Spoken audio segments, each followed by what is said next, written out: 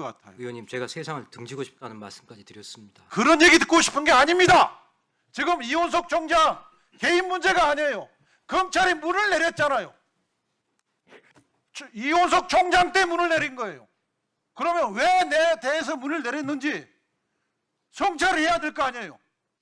옆에 있는 김태훈 고검장, 그 옆에 있는 정영 이주희 의원님, 예, 질의하세요.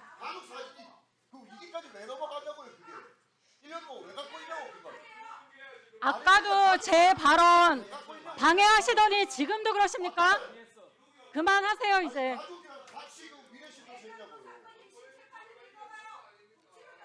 나경원 의원님 그만하십시오 이제. 위원장님 질의 시작하겠습니다. 뭐라고요?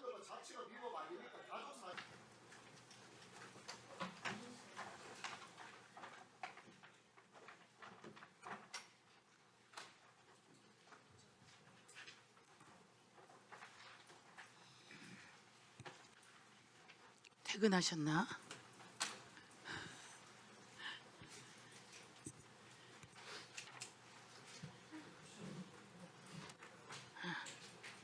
의석을 정돈해 주시기 바랍니다. 식사들은 잘 하셨습니까? 예. 오늘 증인으로 나와서 다 힘든 날인데 이렇게 서로 검증하고 또 진실도 규명하고 그러는 게 역사에 의미 있게 자리 잡을 겁니다.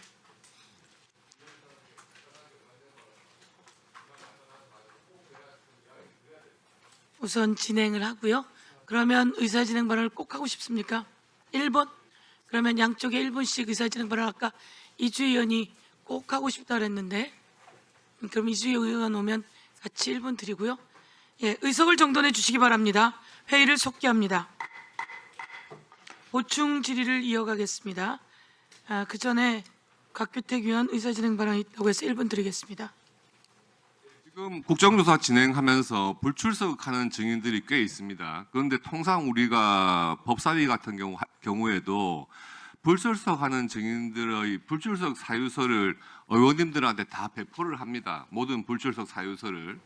그래서 본 다음에 동해명령장 발부 여부를 결정을 하는데 저도 뭐 당연히 불출석 사유가 뭐 예상되는 상황이었기 때문에 그걸 일일이 확인 안 했습니다만은 오늘 언론 보도에 의하면 지금 극단적인 선택을 한 오늘 증인 출석 예정이었던 이주영 검사의 경우에는 불출석 사유서에 본인이 그런 병 치료 때문에 도저히 출석할 수 없는 상황이다 하는 것이 적혀 있었다는 겁니다. 언론 보도를 보니까. 그러면은 위원장께서 이런 부분을 보고 과연 어느 정도의 지금 상황인지를 체크를 한 다음에 동해명령장 발부 여부를 결정하시거나 아니면 최소한 우리 특위위원들이 다 같이 보고 그걸 결정해야 되는.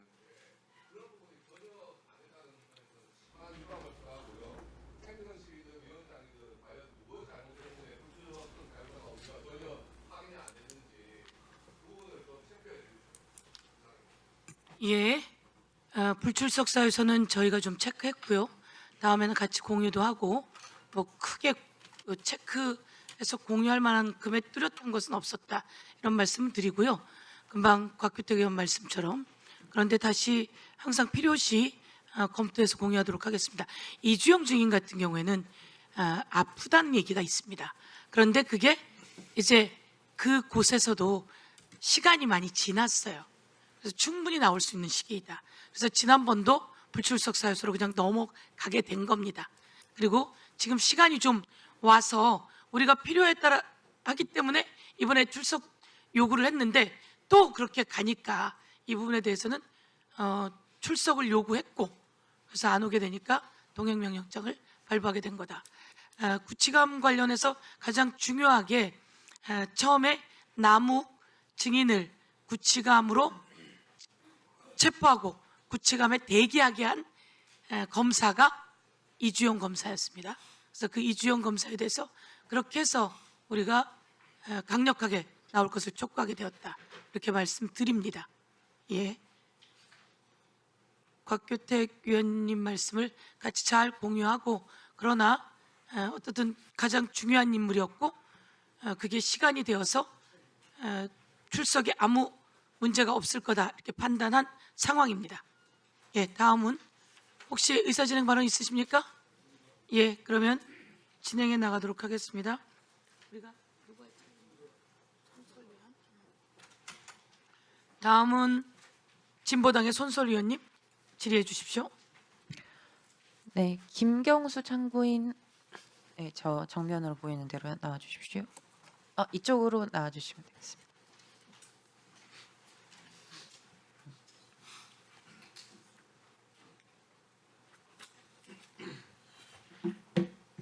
예, 김경수입니다. 네, 저녁은 드셨습니까? 예. 예. 참고인께서는 성남시를 거쳐서 경기도 공무원으로 근무하셨고 작년 말에 정년 퇴임했다고 알고 있는데 맞으시죠? 예, 맞습니다. 네. 지난 시기 동안 검찰의 수사로 인해서 직위 해제도 당해서 고초를 겪으신 걸로 알고 있는데요. 우선은 성남시에서 맡으셨던 업무를 대략적으로 말씀해 주시겠습니까? 성남시에서는 전략투짐장을 맡았고요. 전략투짐팀은 성남시 주요 시책이나 시책을 기획하고 조정하는 업무고요. 두 번째로는 각 부서에서 중복되거나 그러니까 서로 겹쳐서 안 되는 업무를 조정하고 저희가 견인하는 업무고요. 세 번째로는 주요 사업에 대한 필요성, 타당성 또는 공공성에 대해서 검토해가지고 정책 결정자가 정책 결정을 할 때 보조해주는 기능을 하는 팀입니다. 네. 오늘 이제 국정조사에서 대장동 사건을 다루고 있는데요.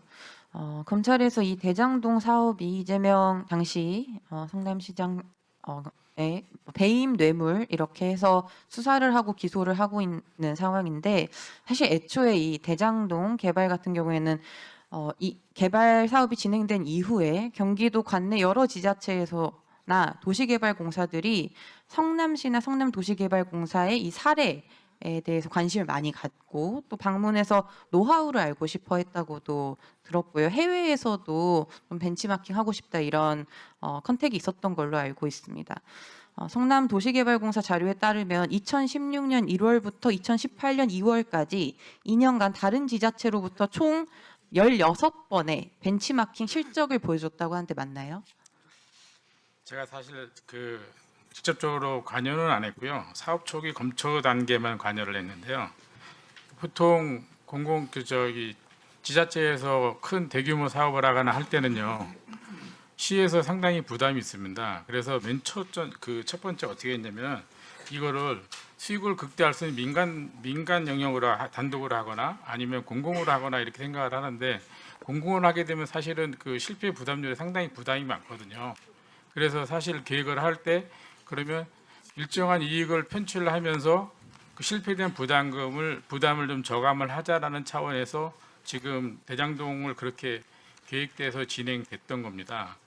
그리고 그렇기 때문에 사실은 이게 한 5,500억, 한 5,600억이라 하는데요.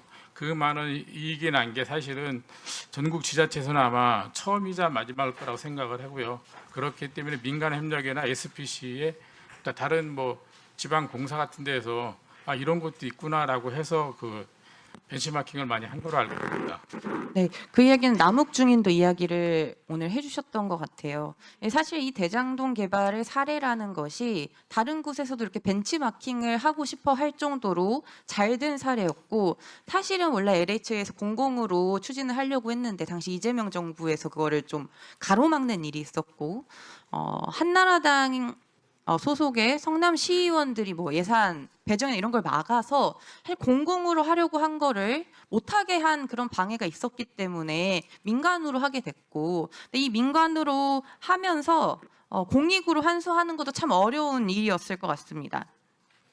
네, 그래서 이렇게 좋은 사례로 만들고자 했던 것이었는데 그 당시에는 인정도 받았었는데 이게 대선 때가 되면서 그것보다 더 받을 수 있었다 이런 언론 보도가 나오더니 윤석열 취임 이후에 이재명 시장의 사익으로 편취했다 뇌물로 이렇게 둔갑을 합니다. 공공으로 어렵게 환수를 했었는데 이런 왜곡과 오해에 대해서는 어떻게 보시나요? 아까 제가 초기에도 금방 말씀을 드렸는데 그러니까 지자체에서 한다는 게 사실은 실패 위험성이 많기 때문에 꺼려하고요. 보통은 그냥 사기업체가 하게 둡니다. 그러면 모든 편익을 사기업체가 가져가게 됐죠. 그런데 이번 케이스 같은 경우에는 시에서 일정한 이익이라도 갖자라고 해서 한 상태고요. 그거는 좀 약간의 말이 안 된다고 생각을 하고요. 그래서 실질적으로 시에서는 뭐 공공기여도 받고 그랬지만 한 5,600억에 그거를 이익을 환수한 거라고 보고 있습니다. 네.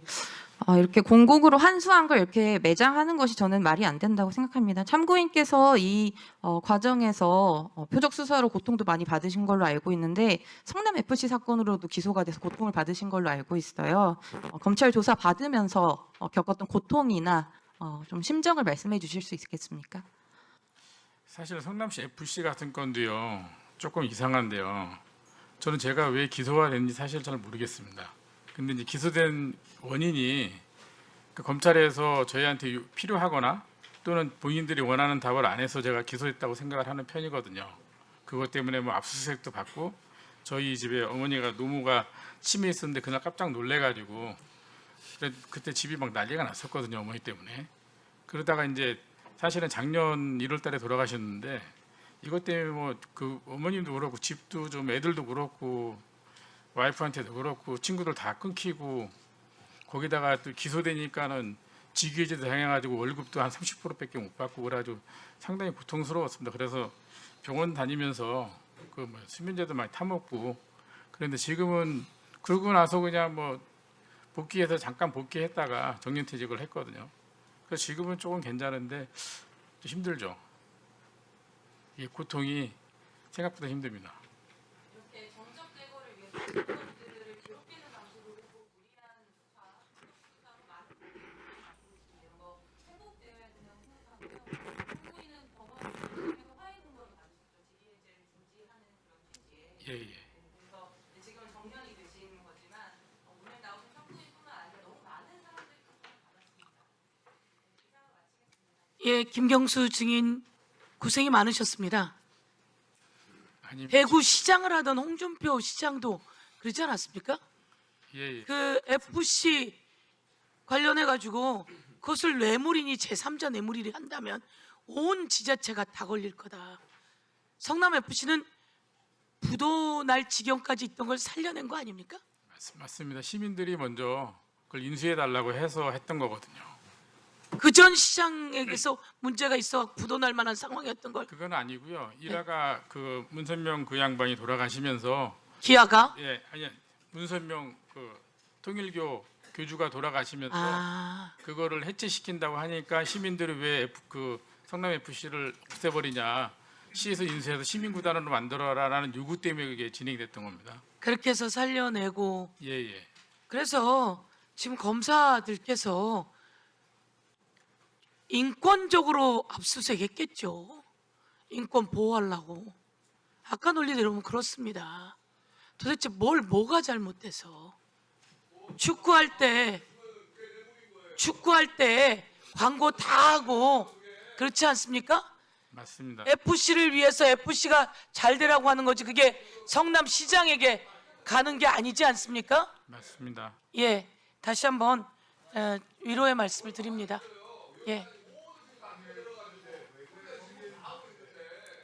예, 얘기하고 싶은 거 있으십니까?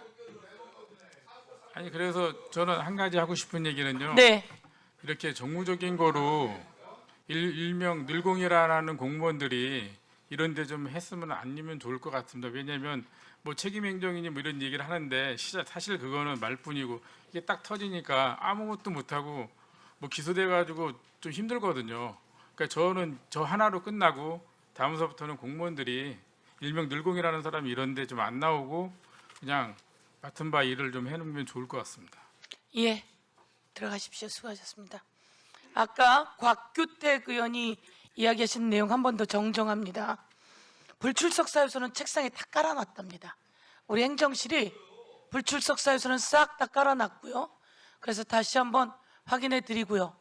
그리고 항상 불출석 사유서는 행정실에서 깐다는 말씀이시죠? 예, 전부 다 깔아놨고 오늘도 다 깔아놨고 그리고 간사방에 파일로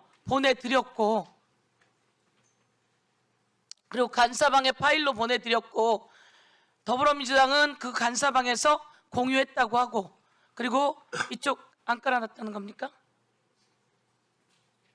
예, 그러면 간사실과 공유했다는 이야기죠.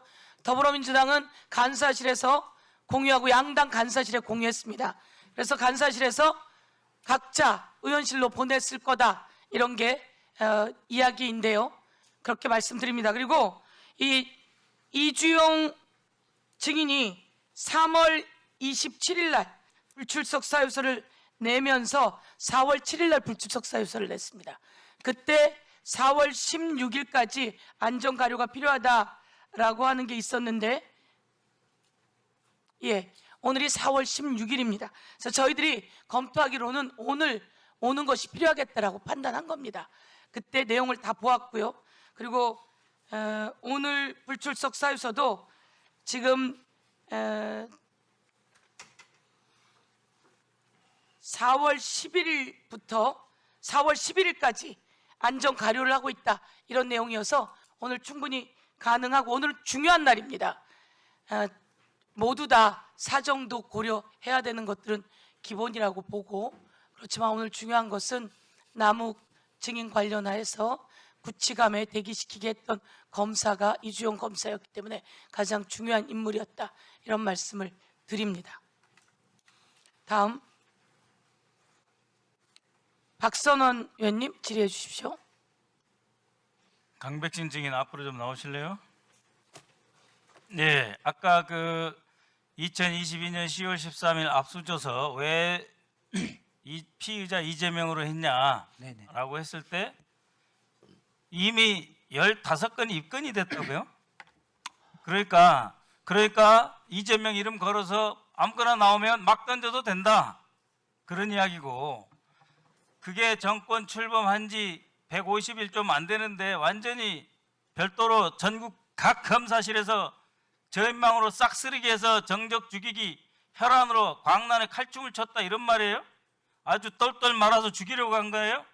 15건에 입건이 됐으니까 아무데나 성남이든 경기도든 누구 하나 걸리면 무조건 이재명 피의자 해가지고 아무거나 압수수색해서 아무데나 다 모아놓으면 되는 거예요?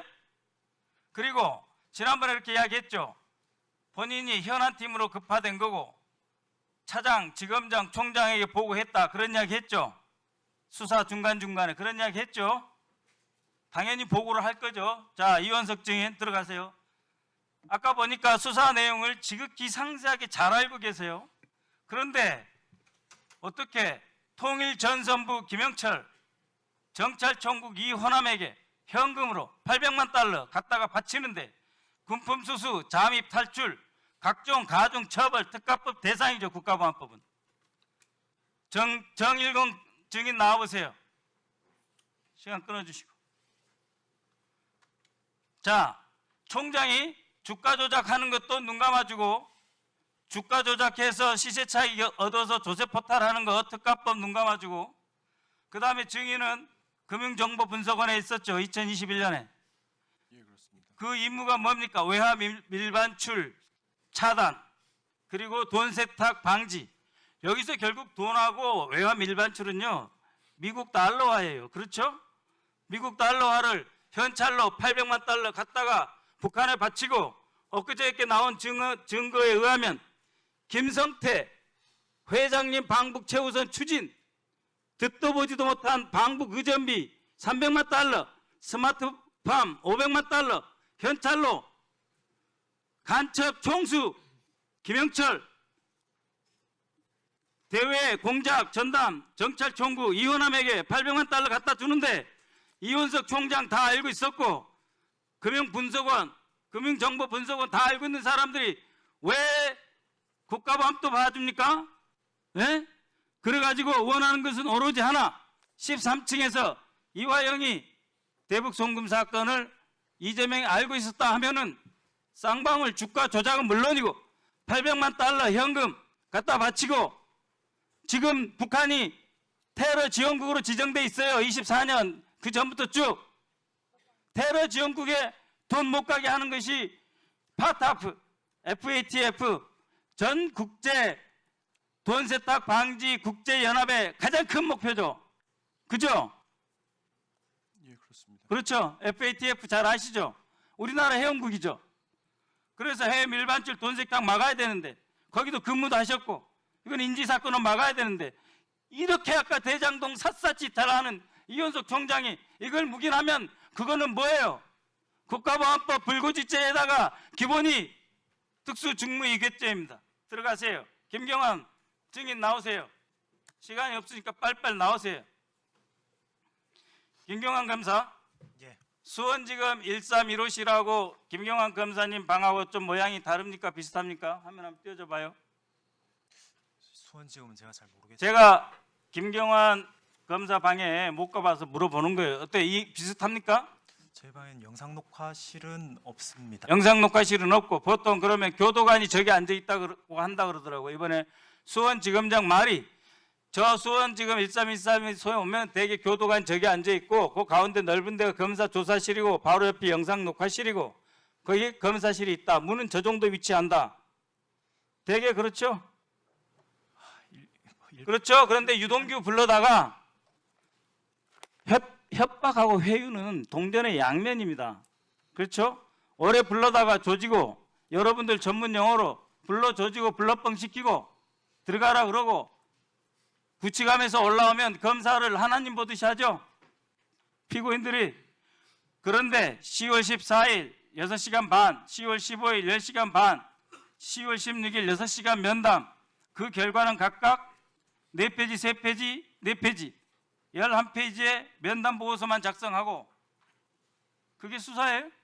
교도관 없는 자리에서? 지난번에 그렇게 이야기하셨죠. 많은 부분은 교도관이 있었지만 나머지 부분은 따로 봤죠. 마이크 못 드립니다. 네.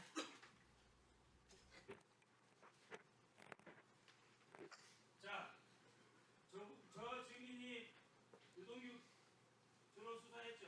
네, 맞습니다. 네. 그래가지고 이화영을 흔들어 대서 대우손과 쌍방울 주가 조작 800만 불 갖다 바친 국가보안법 교환했듯이 이 사람은 뭘 좋아했죠 유동규하고? 무슨 얘기했습니까? 제가 이제 그 일회 사건 반부패 방지법 사건을 재판을 맡았는데 그 10월 14일 날 그 서울구치소를 방문했습니다. 22년 10월 14일 날 방문했는데 2차 접견이었습니다. 2차 접견이었는데 거의 도착했을 때 구치소에서 서울중앙지검에서 그 유동규 씨를 소환해 갔다고 해서 제가 차를 돌려가지고 서울중앙지검으로 이제 유동규 접견 신청을 입회 신청을 했는데 거의 한 그 밑에서 1층에서 중앙지검 1층 로비에서 출입 등록을 해야 되는데 10분 이상을 대기시키고 이제 올려주지 않는 거예요. 그래서 이상하다. 보통 1, 2분 정도는 보통 출입 절차를 해주는데 담당 수사 그 출입 절차 공무원한테 물어보니까 특이한 케이스다. 어떻게 그 보통 1, 2분수에 다 올려주는데 변호사님 같은 경우는 10분 이상 계속 지체시키고 있다고 하면서 그래서 제가 당시에 그 과정을 물어보니까 검사가 이제 유동규 씨를 단 둘이서 조사하고 있다고 얘기를 하더라고요. 그래서 나중에 한참 뒤에 들려온 소식이 그 유동규 씨가 입회를 원치 않는다라고 연락이 왔습니다.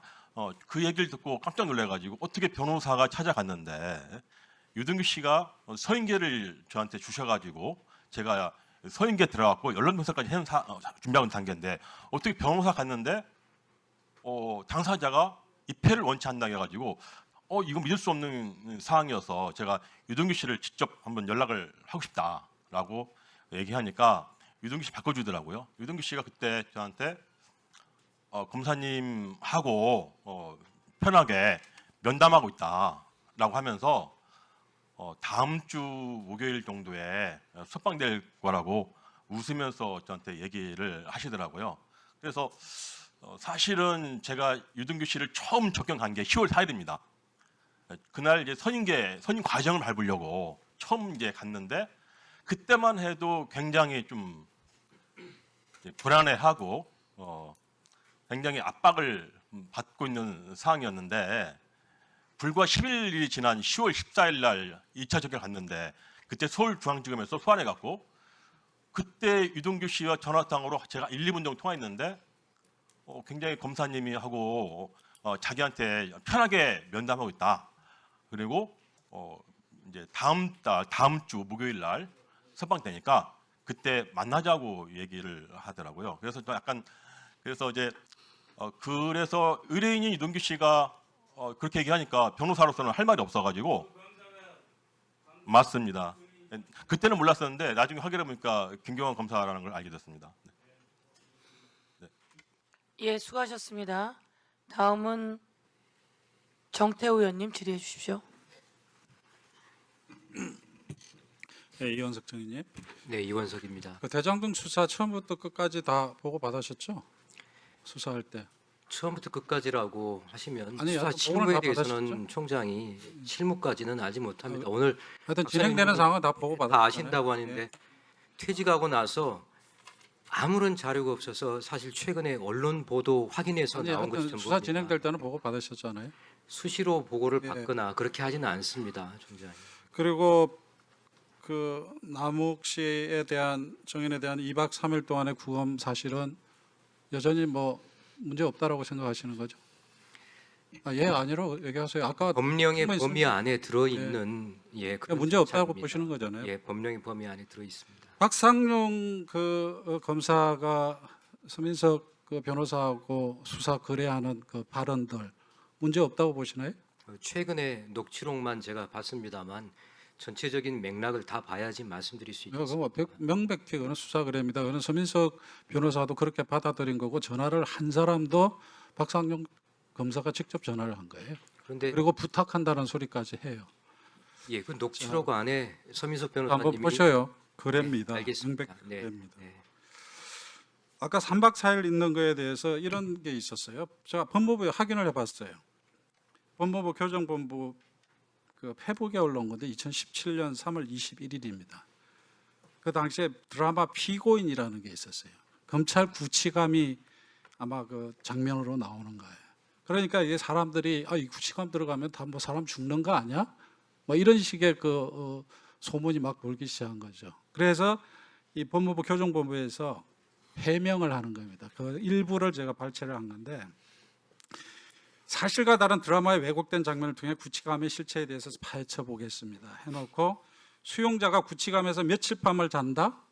절대 구치감에 지속적으로 하루 이상 머물지 않습니다. 구치감에 늦게까지 머무를 수는 있겠지만 밤을 새우면서까지 조사를 하는 것은 인권 문제와 강압 수사에 해당될 수 있습니다. 법무부가 이렇게 해명을 해요. 예, 의원님 말씀대로 밤을 새우며 조사하지 않습니다. 조사를 얘기하는 게 아니죠. 이 취지는 구치감에 하루 이상 구금하지는 않는다라는 취지. 의원님 체포영장을 청구할 때 거기다 구치감으로 써서 법원에 청구를 법원에 제가 발부하셨습니다. 질문의 초점이 그거잖아요. 2박 3일이라는 게 초점이잖아요.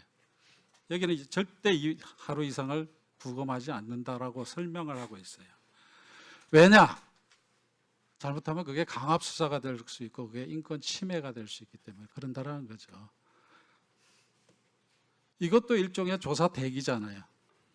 2박 3일 동안 구치감에 머물게 하는 거나. 구치감이 우리 법령상 유치시설로 되어 있습니다. 잘 알아요. 네. 구치감에 대한 규정이 있는 줄 아세요? 없습니다. 법무부에 물어보니까 그렇게 며칠씩 며칠씩 구금하는 일이 없기 때문에 그 규정조차도 없답니다. 그리고 이거는 일본의 잔재랍니다. 오랫동안 그게 있어가지고 제가 규정을 달라 그러니까 규정이 없다고 그래요. 그래서 국가인권위원회에서 이것도 일종의 이 조사 대기입니다.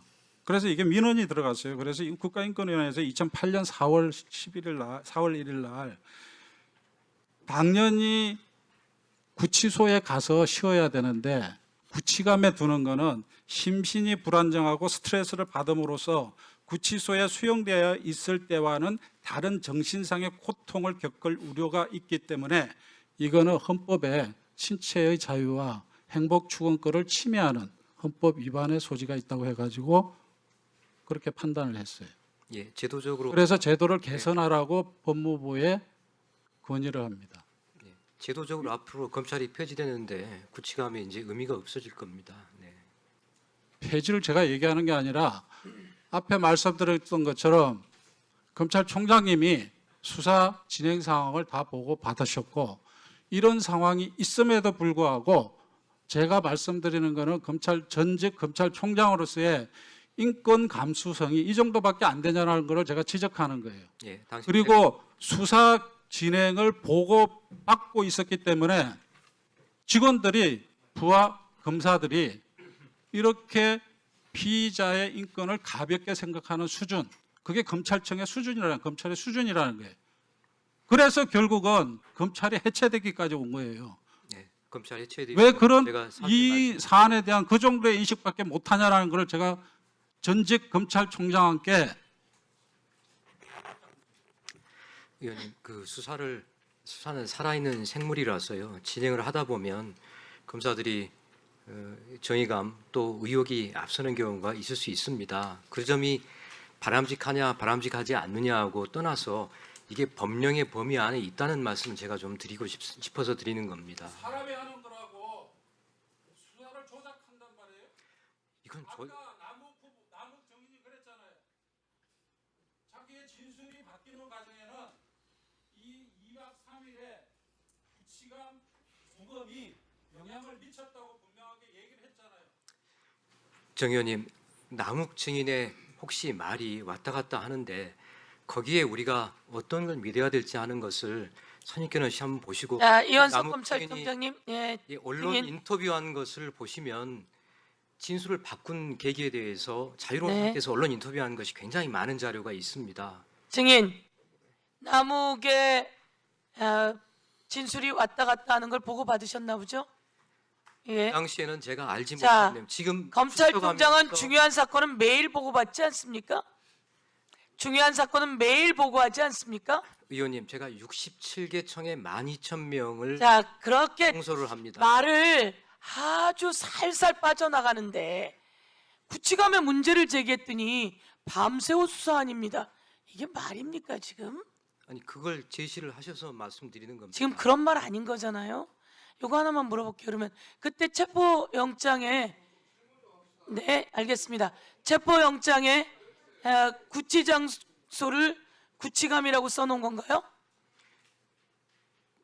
저도 최근에 알게 된 상황입니다. 언론 네. 보도를 보고. 그런데 항소 포기 과정이라든지 아니 이렇게- 체포영장에 예, 그 구치 장소가 있지 않습니까? 네네. 그것이 구치감으로 써놨냐고요. 체포영장 유치 장소에 아마 구치감으로 청구를 해서 법원에서 판사님이 발부한 걸로 저는 그렇게 그러니까 언론 청구를 여러분이 체포영장을 쓸 때부터 구치감으로 썼다 이거죠? 사실 그런 거죠? 그건 제가 네. 하지 않았기 때문에 최근에 언론 보도를 보고 아니 그렇게 알고 있습니다. 다 보고 받으셨을 텐데. 그래요. 그러면 곽규택 의원님 질의해 주세요. 어민준 증인 이쪽으로 좀 나와주시죠. 제가 잘 안 보여서 그러니까. 아니 검찰총장이 전국의 중요 사건 다 알았다 그런 전제하에 한다면 이재명은 왜 그럼 당시에 대장동 사건 훤히 알고 있었겠지. 지금 이런 국정조사 할 필요가 뭐 있어요 지금? 어민준 증인. 예. 지금 그 2년 동안 걸린 대북 송금 사건을 여러 개 파티에 해가지고 뒤집으려고 하는 지금 이런 국정조사예요. 지금 4년 걸려가지고 대장동 사건 수사하고 재판을 했는데 남욱의 구치감 48시간, 뭐 환부 장기 운운하는 허위 주장, 또 압수수색 영장에 왜 이재명을 피해자로 썼냐 이거 가지고 지금 사건을 다 뒤집으려고 그러는 거예요. 법무부 장관이 직접 정성 법무부 장관이 잘된 수사와 잘된 재판이라고 했는데 이제 지금 항소심 진행 중인 재판에 이 국정조사로 개입을 하겠다는 겁니다. 불법적인 국정조사죠. 확인해 볼게요, 제가. 그 당시에 그 남욱 체포영장 거기에 유치 장소가 서울 저 구치감 맞습니까? 예, 맞습니다. 그럼 법원에다가도 구치감에 인치하겠다고 이렇게 영장 청구했을 거 아닙니까? 예, 저희들이 유치 장소를 기재해서 법원에서 발부받은 영장 당연히 그렇죠. 예. 그리고 48시간이라는 체포 시간이 있는데 이게 지금 구금 상태인 피조사자가 검찰에 출석을 안 한다 해가지고 체포영장을 발부받은 거 아닙니까? 예, 그렇습니다. 데리고 와가지고 조사에 응하겠냐? 응하지 않겠다. 그러면 돌아가세요. 그러면은 이게 직무유기죠, 검사가. 그렇게 불러가지고 48시간 동안에는 진술을 조사를 해야 될 거 아니에요. 예, 영장에 그리고 대해서 조사할 48시간 동안에 잠 안 재고 계속 깨워서 수사를 했습니까? 아, 그렇지는 않습니다. 잠 잘 잤다는 거 아닙니까? 담요 2장 덮고. 근데 그 내용들을 법원에서도 다 재판 과정에서 진술들 이야기를 주장했을 거 아니에요. 예, 제가 알기로는 다 조장된 것으로 판단된 것으로. 그렇죠. 그리고 압수수색 영장에 피해자 이재명이라고 게재된 거, 뭐 입건이 되어야 피해자란 말 쓸 수 있다고 뭐 하시는 분들이 계시는데 그거는 검찰 내부의 수사 절차 규정상 그런 것이고 법원에 가는 압수수색 영장은 형사소송법의 준용을 받는 거예요. 형사소송법의 규정상 수사 대상이 피해자인 겁니다. 그러면은 10몇 개의 사건으로 당시에 조사를 하고 있는 기록이 있었는데 그러면 이재명이 피해자지 피해자가 아닙니까? 당연히 피해자 이재명이라고 기재하는 거예요. 아까 총장님은 그 내용 잘 모르셔가지고 뭐 실수한 건 아닌가 이렇게 말씀하시던데 그런 게 아니죠. 법원에서 이게 문제였으면은 영장 발부 안 했겠죠. 압수수색 영장을. 법원에서 발부한 거 아닙니까 이게. 그런 거 아니에요. 그리고 팩트를 알고 해. 그리고 남욱의 환부, 장기 뭐 이런 거 운운하는 이런 주장들 이게 지금 수사하고 재판 당시에는 전혀 안 나왔다가 작년에 11월 달인가 이게 처음 주장된 것 예, 같아요. 그렇습니다. 예. 그렇죠. 예. 근데 지금 그 내용을 들어보니까 수사한 검사는 전혀 그런 말 한 사실이 없다 그러고 지금 2심 재판을 받고 있는 피고인이 자기 주장으로 하는 말입니다. 이게 지금 보니까. 예. 그걸 입증할 증거는 하나도 없는 거 아니에요. 그렇습니다. 근데 그걸 갖다가 심지어 고문이라고까지 해요. 그게 고문이면은요, 제가 법사 2년 있는 동안에 정청래 위원장, 추미애 위원장한테 그렇게 시달리면서, 서영교 의원님, 박은정 의원님, 그 아주 그 고압적인 목소리 들으면서 그렇게 2년 동안 있는 게 고문이지. 예? 그리고, 웃지 마세요, 지금. 웃으라고 한번 합니까? 들어가시고, 호승진 증인 좀 앞으로 나와보세요. 그러면서 지금 1기 수사팀에서 잘못된 걸 가지고 마치 2기 수사팀에서 뭐 잘못한 것처럼 이야기를 하고 있는 부분이 있어 확인 좀 해볼게요. 정영학의 엑셀 파일이 뭐 조작됐다 이런 주장이 나오는데 이 부분은 1기 팀에서 수사한 겁니까? 2기 팀에서 수사한 겁니까? 그 지금 문제가 되고 있는 조서라든지 수사 보고는 1기 수사팀 당시 작성된 것입니다. 그렇죠. 네, 그렇습니다. 그리고 이재명 대통령이 직접 이야기한 부분 그 뭐 녹취록에 나오는 위례 신도시를 갖다가 윗 어르신으로 기재했다고 하는 그 녹취록 그거 1기 수사팀에서 작성한 녹취록 아닙니까? 네, 맞습니다. 그 부분이 사실 청취 불가예요. 그래서 1기 수사팀은 그걸 갖다가 윗 어르신이라고 쓴 거예요. 1기 수사팀에서. 그걸 가지고 수사가 잘못됐다는 겁니다. 그걸 가지고. 그런데 1기 수사팀에서 그렇게 잘못을 해놓고 지금 1기 수사팀을 맡았던 정용환 검사가 이 사건을 갖다 또 감찰한다는 거 아닙니까? 자기가 수사 잘못해놓고 자기 사건을 그 이후에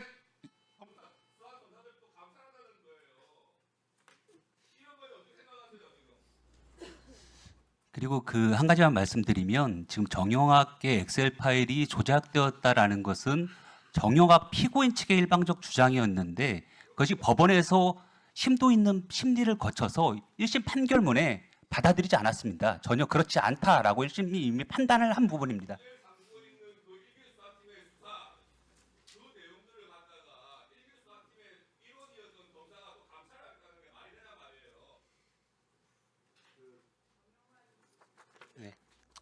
그 부분 뭐 제가 말씀드리긴 좀 그렇지만은 그러니까 만약에 그것이 정말로 조작이라고 한다면 그렇습니다. 근데 저는 그렇게 절대 생각하지 않습니다. 네. 아유 드리죠. 아까 없어서 못 드렸으니까요. 예, 곽규택 의원 1분 의사진행 발언처럼 예, 전용기 의원님 1분 의사진행 발언 드리겠습니다. 바로 잡고 가야 될 부분이 있어가지고 좀 전에 호승진 검사께서 뭐 왜 이미 법정에서 다 나온 내용이고 수만 페이지에 적시되어 있고 법원의 판단이 있었는데 국회에서 이런 조사를 하는지 이해하기 어렵다는 취지로 말했거든요. 이 부분에 대해서 위원장님 좀 잡아주셔야 되는 게 몇 번을 말씀드리지만 헌법과 법률에 의해서 조사를 하는 거고 국정조사는 법원의 판단을 번복하기보다 정적을 제거하기 위해서 자행됐던 수사에 불법이 있는지 아니면 거짓이 자행됐는지를 좀 봐야 되는 조사라서 그런 오해는 안 해주셨으면 했으면 좋겠다라는 부분들을 위원장께 잡아주셔야 된다는 겁니다. 그러니까 조사 시작 전에는 성역처럼 여겨지는 검찰 주장이 전부 깨지고 있다고 저는 봐요. 좀 전에도 검사가 녹취 푸는 거 관여 안 한다고 하셨고 뒤에 계신 강백신 검사 뭐라 했습니까? 이제 들어보니까 재창형으로 들린다고 하지 않습니까? 이런 부분들 그리고 그 박상영 녹취록 이 수사는 아니지만 쌍방울 박상영 녹취록 들어보면 방조 이런 거 약속까지 합니다. 실제로 수사에 대한 거래가 있었고 불법이 있었으면 그걸 밝혀야 되는 것인데 이것이 마치 불법인 양 이야기하는 것은 바람직하지 않기 때문에 이것을 위원장님께서 바로잡아 주시기. 다시 한 번만 이야기해 보세요. 앞에 부분. 네, 1분 더 드릴 테니까 다시 한번 제가 다른 걸 보느라고 못 들었어요. 네, 네. 그러니까 많은 검사님들께서 심지어는 이원석 총장께서도 전임 총장께서도 이 국정조사는 위법하다라는 주장을 계속하고 계신 거예요. 그렇기 때문에 본인들은 좀 전에 강백신 검사 뭐라 하셨냐면 나는 증언 거부하려고도 생각했다. 그래서 다른 주민 못 하셨다고 말씀 주셨잖아요. 그러니까 증인들의 전반적인 시각이 기본적으로 이 국정조사는 잘못됐다라고 하는 이야기를 지속적으로 하고 있는데 이 국정조사를 통해서 그 당시에 있었던 불법이나 거짓들이 밝혀지고 있는 부분들은 충분히 국회에서 할 수 있는 일이기 때문에 그 부분을 위원장께서 잡아주셔야 된다라는 말씀을 의사진행 발언으로 드립니다. 예, 예. 위원장님 알아- 1분만 알아듣으셨죠? 주시면 답변 드리겠습니다. 지금 말씀하신 오늘 지금 이제 전용기 의원님도 말씀하신 내용 중에 간략하게 요지를 제가 이해한 바를 말씀드리면 남욱 유동규의 증언이 회유 협박에 의해서 잘못되었다. 그다음에 엑셀 파일 녹취록이 조작되었다라는 것인데 다시 말씀드리지만 그것은 지금 뭐 보시듯이 지금 재판을 받고 있는 피의자, 피고인 측의 아니면 그 변호인들의 일방적 주장이고요. 그 부분들이 이미 재판에서 다 현출돼서 검사와 변호인들이 발언을 자유롭게 하면서 논박을 거쳤고 그게 이미 1심 판단에서 판단을 받거나 아니면 이미 재판부에서 판단하겠다라고 말씀드린 부분에 전혀 새롭지 않은 내용이라는 점을 말씀드리는 것입니다. 네. 예, 증인. 전혀 새롭지 않다고 생각하는 건 증인의 이야기고요. 온 세상이 이게 문제가 있다. 온 세상이 아니 어떻게 이런 일이 있을 수가 있는가. 윤석열이 정적을 제거하려고 이런 일을 벌였구나. 거기에 여러분이 정치 검찰로 수단이 되었구나. 라고 하는 겁니다. 그리고 남욱 증인 그리고 돈이 간 내용이 하나도 없고 증언 진술이 바뀐 것밖에 없어요. 지금 그때 진술이 바뀌어서 여러분이 기소를 했으면 지금 진술이 바뀌니까 또다시 이건 다시 봐야 되는 거예요. 무슨 얘기인지 알겠어요? 그 사이에 여러분들이 어떤 강압적인 걸 했는지 이제 세상에 드러나는 거예요. 그리고 여러분이 아이 사진 꺼내서 가져다 오는 게 그러면 옳아요? 위원장님, 저희는 남욱의 진술, 그게 아프죠? 유동규의 진술을 아이 일방적으로 사진을- 절대 믿지 자, 않고요. 오승진 증인 아이 사진은 어디서 나왔어요? 남욱 증인의 아이들 사진은 어디서 나왔어요? 말씀하셨듯이 그 부분은 저희가 오늘 저희는 국정조사에서 확인이 되었다고 생각하는 게 1기 수사팀이나 2기 수사팀이나 똑같은 결론, 똑같은 입장으로 수사를 오승진 진행했고 증인, 그 자료를 인계받는 그 안에 대한민국 있었습니다. 국민들이 이번에 알게 된 거예요. 이 사진을 가지고 가서 그걸로 협박했구나. 그래서 그 사이에 진술이 바뀌었구나. 들어가세요 이제. 위원장님, 그거 정말 아까 시간 30초 안에 제가 줬으니까 말씀드리겠습니다. 들어가세요. 새로운 말씀을 하셔서 허승진 아주 검사다워요. 그동안 무슨 형식으로 했는지 다 보여요. 들어가세요 이제. 30초만 주시면 그 아이들 자, 사진 다음. 부분 말씀드리겠습니다. 자, 다음 이주희 의원님, 예, 질의하세요.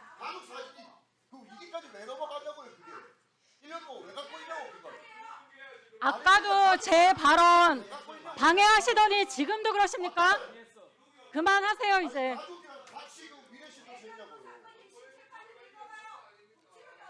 나경원 의원님 그만하십시오 이제. 위원장님 질의 시작하겠습니다. 뭐라고요? 질서 잡아주십시오. 저 질의 아니 시작하겠습니다. 허승진 검사가 얘기하고 싶다는 거 아니에요? 그래서 내가 얘기하게 했고 거기에 대한 정리를 해준 거 아닙니까? 그 정도 고문은 참으세요.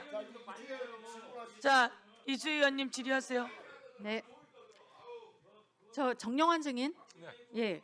그 엑셀 파일 관련한 남재현 검사 1기, 2기 다 있었던 분이죠? 그렇게 알고 있습니다. 네. 네. 자, 김태현 증인. 예. 예.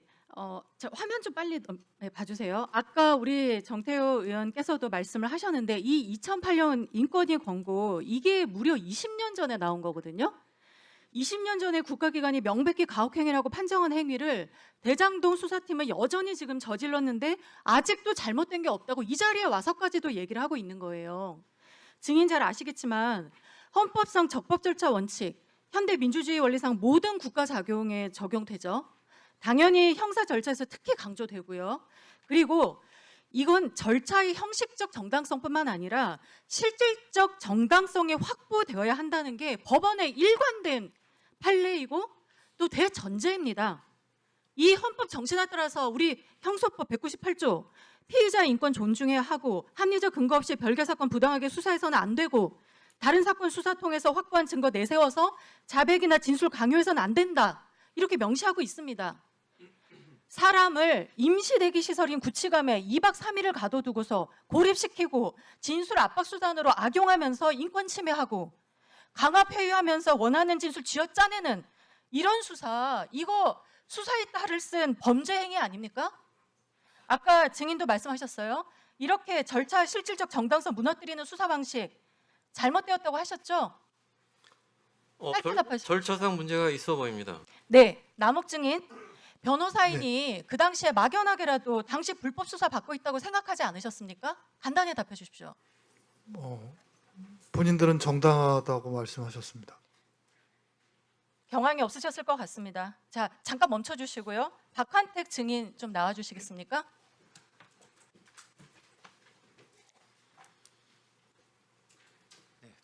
증인 박환택입니다. 네, 오랜 시간 고생하시고 하고 계십니다. 증인 정영학의 변호인이었죠? 예, 맞습니다. 네, 의뢰인인 정영학 회계사가 2021년 10월 1일 검찰에 대장동 관련 자료 담긴 USB 제출했죠. 예, 제출했습니다. 예, 최근에 증인이 직접 그 법원 제출한 그 USB 원본 열람 검토하신 적 있으시죠? 예, 있습니다. 예, 2015년 2월 26일자 사업성 분석 계획서 엑셀 파일 원본에는 대장동 택지 예상 분양가가 평당 1,400만 원으로 기재되어 있지 않았나요? 예.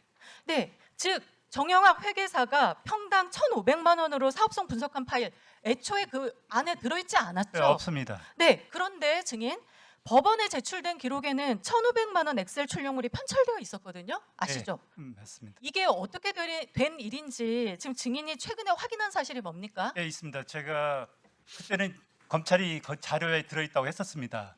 그런데 이제 그게 조사할 때는 예, 이제 문제 되니까 검찰이 최후의 의견서에다 냈던 것은 2021년 11월 21일 제4차 피의자 신문조서 작성하면서 정영학 회계사가 비밀번호를 풀고 검찰이 돌렸다고 했습니다.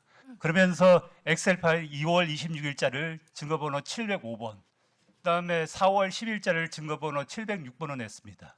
그러나 한 달 전입니다. 21년 10월 28일 수사 보고서에 그 엑셀 파일이 704번 증거번호로 들어와 있습니다. 똑같습니다. 이미 한 달 전에 출력돼 가지고 그 첨부돼 있는데 그 한 달 후에 그 피신 조서 작성하면서 이렇게 했다는 것은 해명할 수 없는 거고, 가장 중요한 건 이 사건에서 아마 처음 말씀드릴 수 있는 건데, 저희가 항소심에서 진행되는 게 저희는 비율제를 준비했었습니다. 민간이 이익이 얼마나 할지도 모르는 상태에서 어떻게 그 윤대 필지 한 필지를 먼저 준다고 할 수 있겠습니까? 이 프레임을 만들기 위해서 그 남재현 검사가 그걸 만들었던 것이고, 그게 밝혀질까 봐 USB를 끝까지 안 냈던 것이고, 25년 1월 달 정영학 회계사가 증언하는 마지막 단계까지 내지 않아서 제가 법정에다 요구를 했습니다. 재판장님, 이게 저희가 내심의 의사가 담긴 비율제로 준비했던 자료가 우리 법원에 현출돼야 될 것 같습니다. 그 과정에 검사들은 3번이나 그걸 거부를 안 했었습니다. 제출을 안 하려고 했었는데, 그게 저희가 강력하게 요구했던 것이고, 그게 이제 법원에 제출됐던 것이고, 어떻게 보면 저는 객관적으로 봤을 때 이재명 대표, 지금은 대통령이지만 억울할 것 같다는 생각이 듭니다. 저희하고는 입장이 청 반대했습니다. 저희는 비율제였지, 그 비율제에 대한 것은 은행에다 저희가 보낸 문서에 대해서 날인까지 다 되어 있습니다. 이게 확정 이후로 공모지침서 확정 이후로 나오는 바람에 은행에서는 원래 협약 체결 이행 보증금을 각자 부담하기로 했었습니다. 그런데 그것을 저희가 일방적으로 부담하게 만들었고, 또한 중요한 것은 그게 이제 그 은행도 자기들도 수수료를 먼저 달라고 했습니다. 그 금액이 35억에서 네 군데 은행 그 140억이 그 예비비로 편성돼 가지고 그게 수지 분석표에도 다 반영이 됐습니다. 270억. 이렇게 현실적인 변화가 있음에도 1심에서는 오히려 증거를 조작한 검사한테 받았던 진술에 대해서 신빙성을 부여하고, 오히려 그 객관적인 USB를 검토해서 24년과 25년은 법정 증언을 했음에도 불구하고 그걸 부인한 것은, 제가 생각할 때는 원심 재판은 그 상당히 그 원인은 검찰의 선별적인 증거 제출에 의한 것이라는 저는 생각을 하고 있고, 이 부분은 항소심에서 저희가 지금 적극적으로 주장하고 있습니다. 이 부분은 아마도 그 오해받고 있는, 너무 저희가 대장동 일당이라는 그 억울함을 받고 있는데, 이 문제는 전형적인 입찰 방해와 뇌물죄의 문제지, 이 과정에 성남시의 이익을 뺏어가지고 저희가 다 그 독식하게 하겠다는 그런 배임의 의사가 있었던 건 아닙니다. 그런데 이 프레임이 이 검찰의 21기나 22기 똑같습니다. 특히나 남재현 검사는 21기 있었고 22기에서도 저 수사하면서도 저희가 정의하고 해서 법정 증언하면 불러가지고 압박을 가했습니다. 그 수첩에 제가 3년 한 3권에다가 제가 다 메모를 했었습니다. 그것도 이번에 항소심에 증거를 했지만은 그 수첩에 보면은 저희가 법정에 증언해서 22년입니다. 22년 9월 23일 날 법정 증언하면 부릅니다. 정의하고 회계사를 부르는 게 아니라 변호인은 저를 부릅니다. 남재현 검사가 홍상철 검사한테 수사를 받고 있는데, 남재현 검사가 저를 면담해가지고 15,000평 그거 입장 바꾼 걸로 본다. 이런 내용으로 하니까 저희를 부담을 갖죠.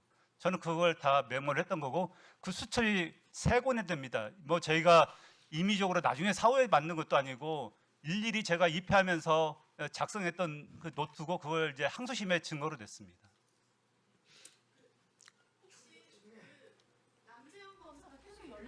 왔었습니다.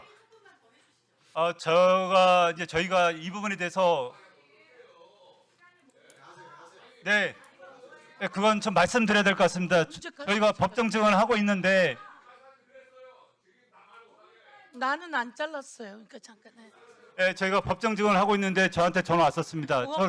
법정 증언하고 있는데 전화. 예, 법정 증언을 하고 있는 과정에 연락 왔었고, 그걸 저희가 부담을 가지고 받지 않았는데 저희 핸드폰까지 왔고, 그걸 문자로 제가 받아서 제출한 겁니다. 예, 수고하셨습니다. 네. 저렇게 검사가 변호사한테 전화하면 되나요? 참. 이따가 다시 한번 이야기할 텐데, 박상용 검사가 서민석 변호사한테, 김영란 검사가 서민석 변호사한테 전화해서 잘못된 게 다 나왔거든요. 근데 오늘 또 남재현 검사가 우리 변호사께 전화했다는 오늘 증언이 또 나왔네요. 예, 이것에 대해서 좀 더 질의가 이어지리라 보고요. 다음 진행하겠습니다. 김영동 간사님 없으시네요. 그러면 박성준 간사님 질의해 주십시오. 네, 이원석입니다. 제가 앞으로 좀.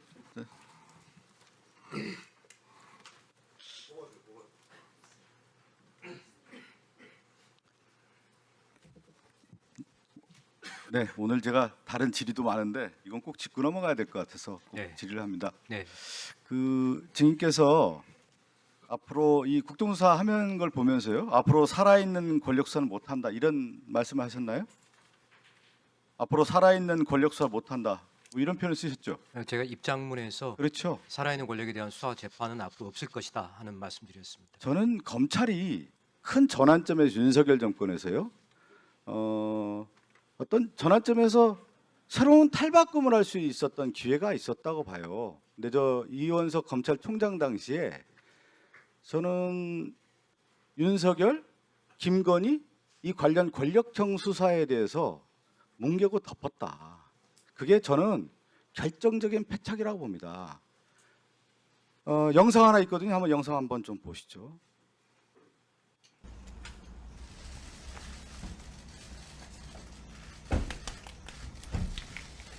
어제 검찰 인사 있었는데 총장님과 충분히 사전을 거친 게 맞습니까? 어제 단행된 검사장 인사는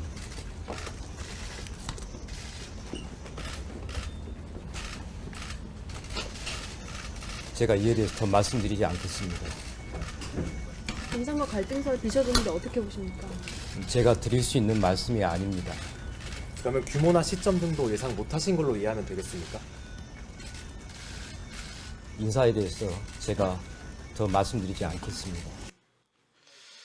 윤석열 정권 들어서서 사실은 V1보다는 V0 김건희 정권이었다라고 했었어요. 그래서 권력에 대한 정점이 김건희였다. 다 그렇게 얘기했는데 김건희와 관련된 비리들이 있었죠. 도이치모터 주가 조작 사건이라든가 또 명품백 사건. 저는 이 당시에 이원석 총장이 한번 결기를 보여줬어야 된다고 봐요. 제가 이 사례를 한번 들어볼게요. 영남 남인 중에 영남 살인 중에 남명 조직 선생님이 있습니다. 조선조의 명종 때 문정왕후가 수렴청정을 하면서 외척들이 바로 하면서 권력을 남용해요. 그러니까 남명 조직 선생님이 이런 표현을 씁니다. 을묘 사직서를 올리면서 상소를 올립니다. 1555년에 문정왕을 향해서 조정을 마음대로 한다라고 하면서 정사에 관여해 나라가 망해가고 있다. 이렇게 직격탄을 날립니다. 외척 발효에 대해서 기계가 보이는 거죠. 저는 밀려 이원석 검찰총장이 저런 입장까지 돼서 총장 패싱까지 당해요. 그러면 윤석열 정권, 검찰 정권인데 권력의 가장 정점에 있는 김건희 수사해야 됩니다. 이 정도 결기 못 보였습니까? 간사님, 남명 조직 선생처럼 제가 분명히 나와서 이야기를 했습니다.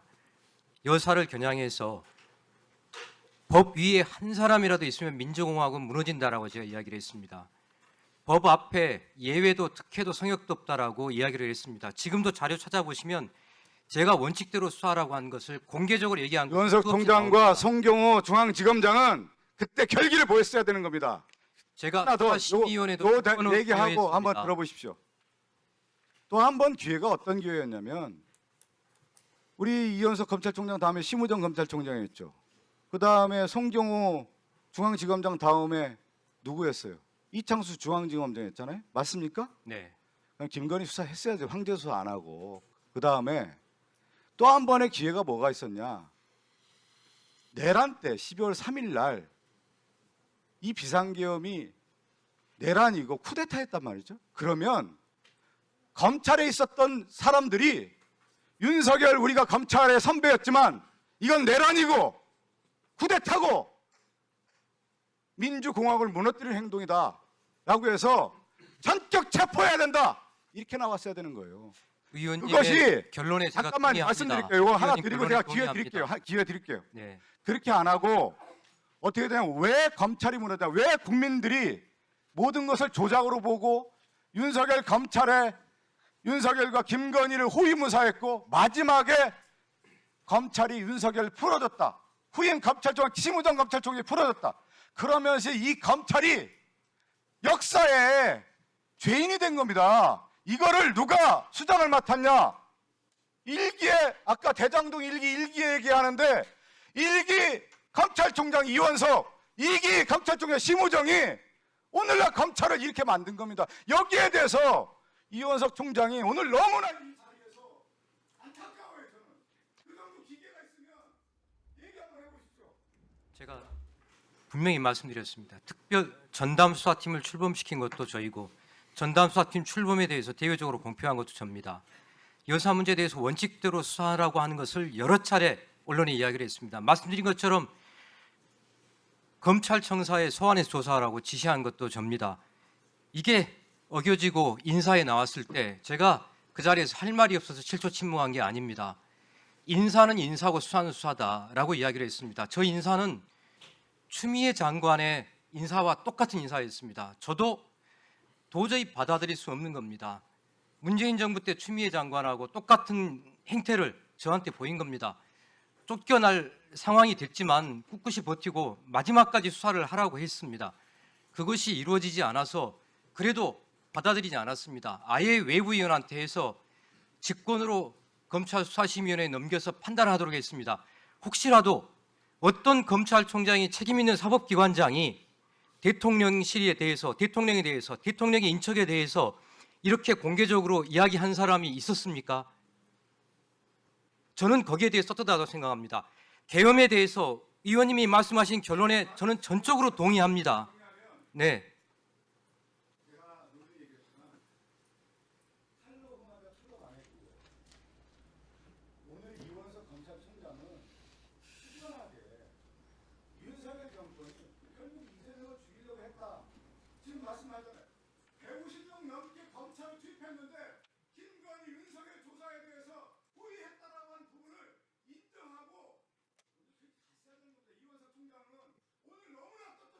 간사님.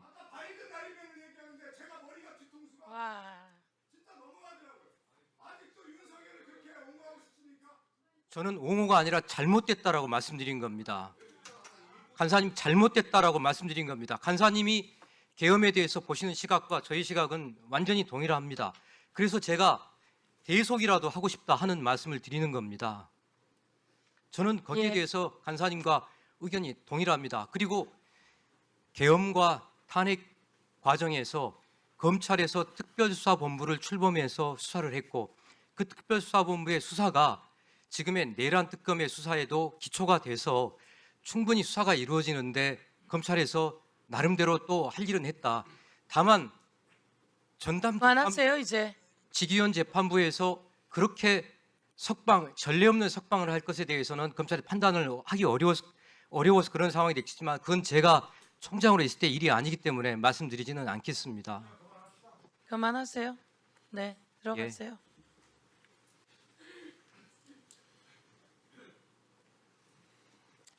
이제 제가 좀 질의하도록 하겠습니다.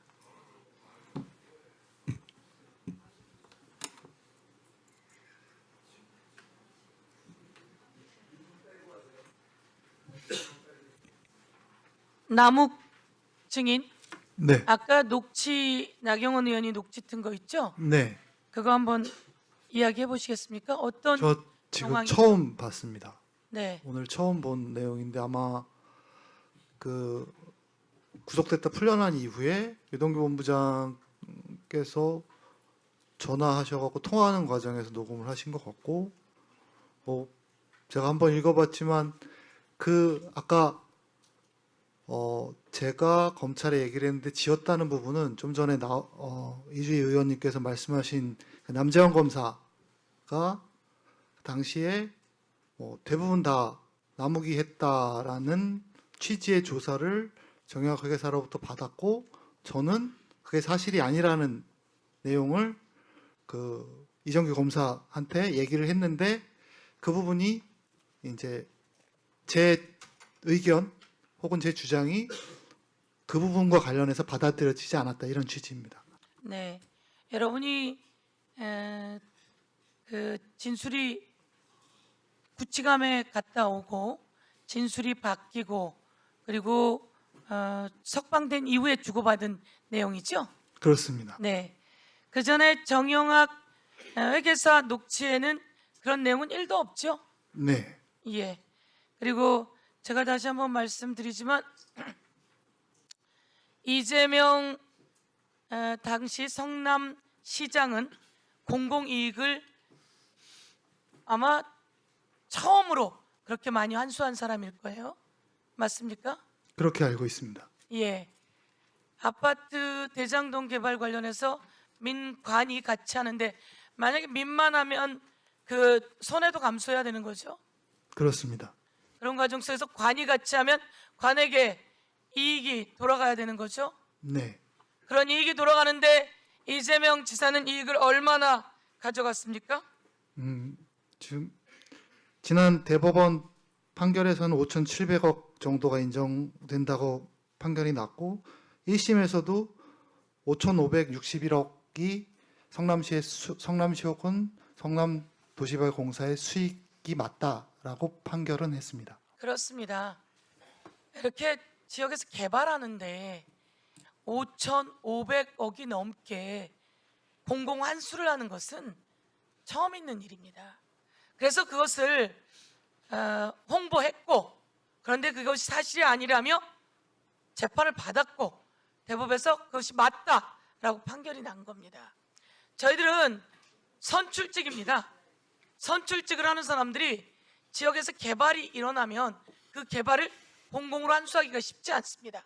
기부 천억 정도 받는데 이재명 성남시장은 엄청난 일을 해낸 거죠.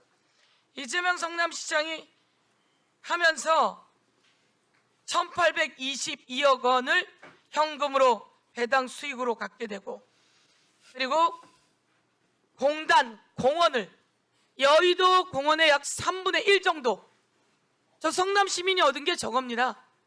이재명 성남시장이 시장을 하면서 민관 개발을 하면서 현금으로 1,822억을 배당 수익을 받게 됐고, 1공단 공원은 46,000제곱미터에 달하기 때문에 여의도 공원의 3분의 1 정도입니다. 그리고 서판교 터널, 저 판교 터널은 약 1km짜리예요. 이런 것들을 가지고 오려면 5천억, 6천억 정도입니다. 성남시 1년 예산은 될걸요? 이런 정도로 개발을 하면서 이재명 지사는 엄청난 이익을 가져온 겁니다. 그런데 이 대장동 개발할 때 씨앗 자금은 조우영이 저축은행으로부터 브로커 역할을 하는데, 그 조우영이 범죄를 저질러요. 그 범죄 저지른 조우영의 검사가 윤석열이었어요. 그렇게 해서 시작된 그 씨앗 자금이 김만배가 윤석열 아버지의 집을 삽니다. 여기 있는 여러분들, 윤석열 아버지 집을 김만배가 사준 것에 대해서 수사해봤어요? 예? 정영환 증인. 네. 그때 수사했을 때 네. 오늘 뭐 보도가 나왔는데 네네. 그거에 대해서 한번 이야기해 보세요. 뭐 저희가 그 새로 부임하신 그 송경호 검사장님께 당시 진행 경과들, 특히 미제 고발 사건들이 상당했기 때문에 그러한 경과들, 진행 경과들에 대해서 보고 드렸고, 어떤 추가 필요 사항에 대해서도 객관적인 부분에 대해서 확인해서 보고 드린 바 있습니다. 그게 전부입니다. 그냥 아마 그 내용이 언론에 보도가 됐고, 언론 보도 내용이 뭐 그게 사실과 다르지 않은 것 같아서 저도 충분히 존중합니다. 그런 언론 보도 내용. 그 내용은 여러 가지 고발 건들이 들어와서 네. 그거에 대해서 필요하다라고 한 말이었죠. 미제 사건에 대한 어떤 뭐 진행 경과 등 뭐 계획 등에 대해서의 검토 사항 등 보고 드린 내용입니다. 네. 그리고 그 보도를 보니 이재명과는 아무 관계가 없다 이런 것까지 나왔는데 그렇게 정리되었던 거죠? 제가 뭐 저번에 말씀드린 것과 같이 제가 담당했을 당시에서는 저는 특별한 혐점을 발견하지 못한 상태였다라는 그 말씀 그대로입니다. 네. 그렇습니다. 그런데 윤석열 사단이 들어오면서 이런 일이 벌어지게 된 겁니다. 예, 보충 질의를 모두 마치도록 하겠습니다. 보충 질의는 여기까지 마치고 다음은 재보충 질의 하도록 하겠습니다. 재보충 질의 시간은 3분으로 하겠습니다. 이상희 의원님 질의해 주세요. 예, 이원석 정의님. 네, 이원석입니다. 윤석열 전 대통령하고는 개인적인 인연이 없죠? 많습니까? 직장에서 그 정도죠. 예, 의원입니다. 보통 그 대통령 취임하기 전에 섀도우 캐비넷은 뭐 다 다를 수 있습니다만은 2, 3개월 전에 만듭니다. 당선될 것을 대비해서 만들거든요. 그 다음에 이제 본 인사를 하게 되는데 그 작업을 제가 했습니다. 네. 제가 왜 이걸 묻냐 그러면은 그 당시에 섀도우 캐비넷을 만들 때부터 이원석이라는 이름은 없었어요. 그래서 뭐 검찰총장이 되시고 어떤 인연이 있나 싶어서. 어떻습니까? 뭐 전 정권과의 관계에 좀 불편한 관계도 있었다고 들었는데. 저는 총장 검사로 일하면서 누구 라인이었던 적도 없고 제가 라인을 만든 적도 없습니다. 네. 그리고 개인적인 인연을 검찰에서 있을 때 개인적인 인연을 누구하고도 따로 만들어 본 적이 없습니다. 네. 그래서 검사장도 그렇고 검찰총장도 그렇고 검사가 되면서 이걸 반드시 해보고 싶다, 하고 네. 싶다라고 생각한 적은 한 번도 없습니다. 그냥 저한테 제가 인생에 주어졌기 때문에 관여했던 사람이었기 때문에 참 특이한 경우다라고 생각을 해서 우리 정의를 여쭙는 겁니다. 마무리로 말씀을 드릴 것 같으면 지금까지 쭉 그 얘기들을 들었습니다마는 인권 탄압에 대한 수사가 있었다 이렇게들 주장들 하시는데 여기에 동의하십니까? 일을 하다 보면 아까 말씀드린 것처럼 실수도 하고 오류도 할 수 있을 수 있습니다. 그러나 그렇게 실수나 오류가 있으면 법원의 단계에서 증거 능력과 증명력으로 전부 배척이 됩니다. 검사가 그렇게 오류가 있으면 오히려 무죄 판결이 날 수밖에 없습니다. 법원에서 다 판단한다는 말씀이시죠? 그렇습니다. 제가 오늘 누누이 드리는 말씀은 오늘 나와 보니까 제가 좀 점점 시간이 지날수록 제가 이해할 수가 없는 것이 도대체 민간 사업자인 김만배, 남욱, 정영학의 배임도 조작 기소라는 말씀입니까? 도시개발공사의 유동규, 정민용의 기소도 조작 기소라는 말씀입니까? 아니면 성남시의 정진상, 김용 이분에 대해서 조작 기소라는 말씀입니까? 오후로 저녁으로 들어갈수록 제가 점점 느끼는 것은 대장동 민간 사업자들의 변호인들이 여기에 참고인 증인으로 나와서 그분들의 변론을 하면서 항소심에서 무죄 판결 주장하는 이유들을 이야기하고 있습니다. 저는 오늘 이 자리가 이 대장동 일당들에 대한 배임 1심에서 유죄 판결을 난 것도 조작 기소라고 하는 것인지 제가 점점 더 이해하기 어렵게 됩니다. 전체적으로 수사의 정당성이나 합법성에 대해서는 자신하신다는 말씀이시네요. 검사들이 증거와 법리만 쫓아갔을 것이라고 저는 신뢰합니다. 알겠습니다. 마치겠습니다. 그 검사들은 눈에 보이고 그 검사들의 조작 기소로 인해서 피해자들은 눈에 안 보입니까? 의원님, 이분들이 그러면 무죄 판결이라고 하시는 겁니까? 지금 남욱 피고인 무죄라는 주장이십니까? 그러면은 이원석 검찰총장, 네. 예, 증인 그동안 보고를 다 받으신 걸로 확인이 되네요. 예. 그리고 지금 오늘 무엇을 하는지 다 아시면서 그런 식으로 또 물기를 돌리려고 하면 안 돼요. 계속. 자, 다음입니다.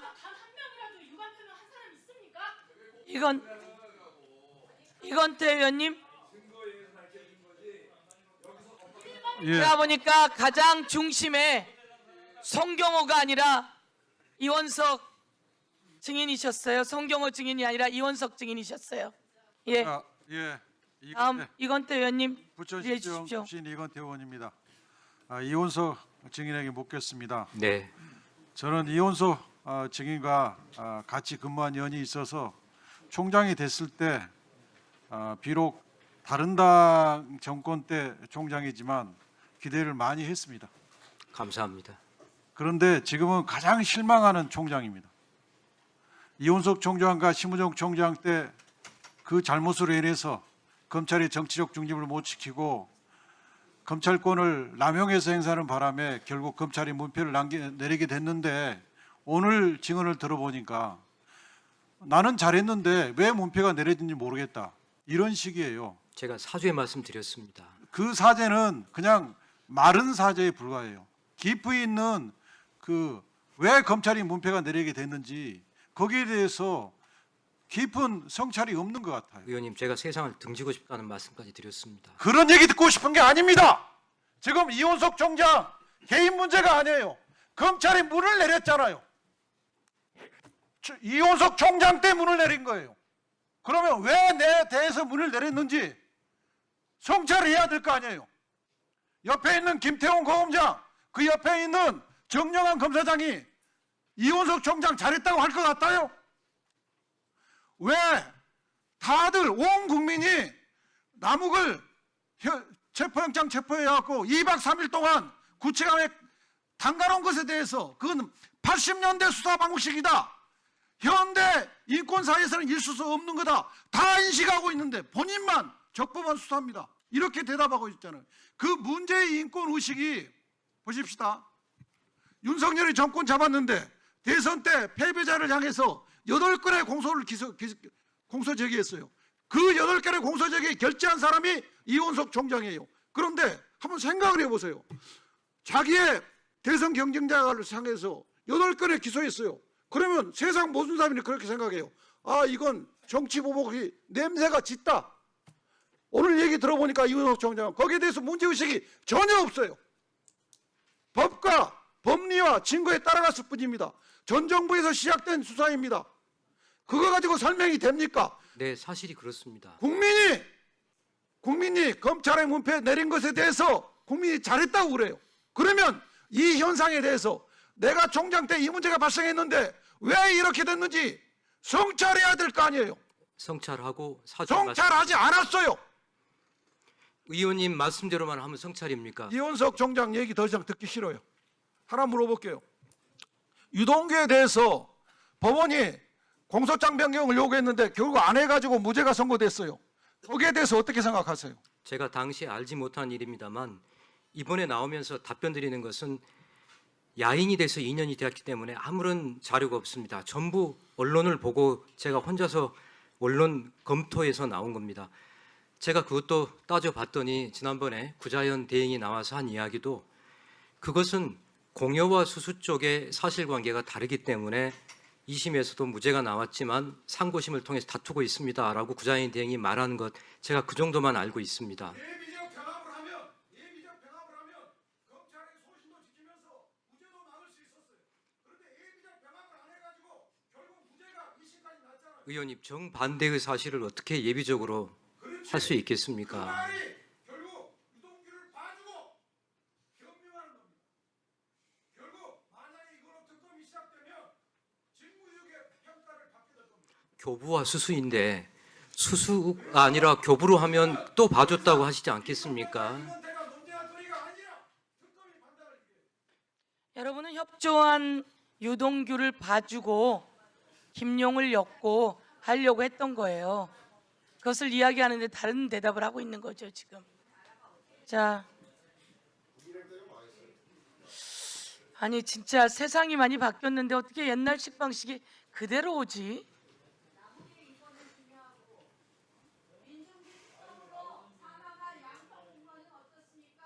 대한민국 국민을 이야기하는 거예요, 지금.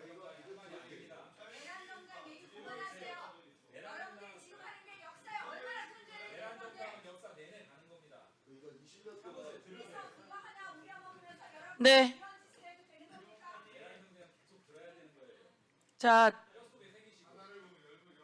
차규근 의원님. 네, 질의하겠습니다. 형사사법의 목적이 뭘까요? 실체적 진실 규명입니까? 아니면 특정 피해자의 무조건 기소입니까? 그렇지 않습니다. 실체적 진실의 규명과 함께 인권 보호라고 하는 두 가지. 실체적 진실 규명을 해서 네. 혐의가 확인되면 기소하는 거고 그렇습니다. 그렇지 않으면 불기소해야 되는 거지 않습니까? 그렇습니다. 무조건적인 특정 피해자 기소를 처음부터 목적으로 설정하면 안 되죠. 저희는 사건을 안 되죠, 그죠? 사람을 수사하지 않습니다. 안 되죠. 네, 그리고 검사의 객관음을 잘 알고 계시죠? 네, 피의자한테 피고한테 그 불리한 증거 말고 유리한 증거가 이게 확인됐을 때 제출해야 됩니까? 제출 안 해도 됩니까? 제출해야 됩니다. 제출해야 되죠. 그렇습니다. 자, 제 쌍방울 대북 송금 사건 한번 기가 막힌 사건을 제가 보여드릴게요. 검찰이 얼마나 선별적으로 증거를 제출하고 객관음을 갖다가 완전히 무시했는지 보여드릴게요. 자, PPT 한번 보십시오.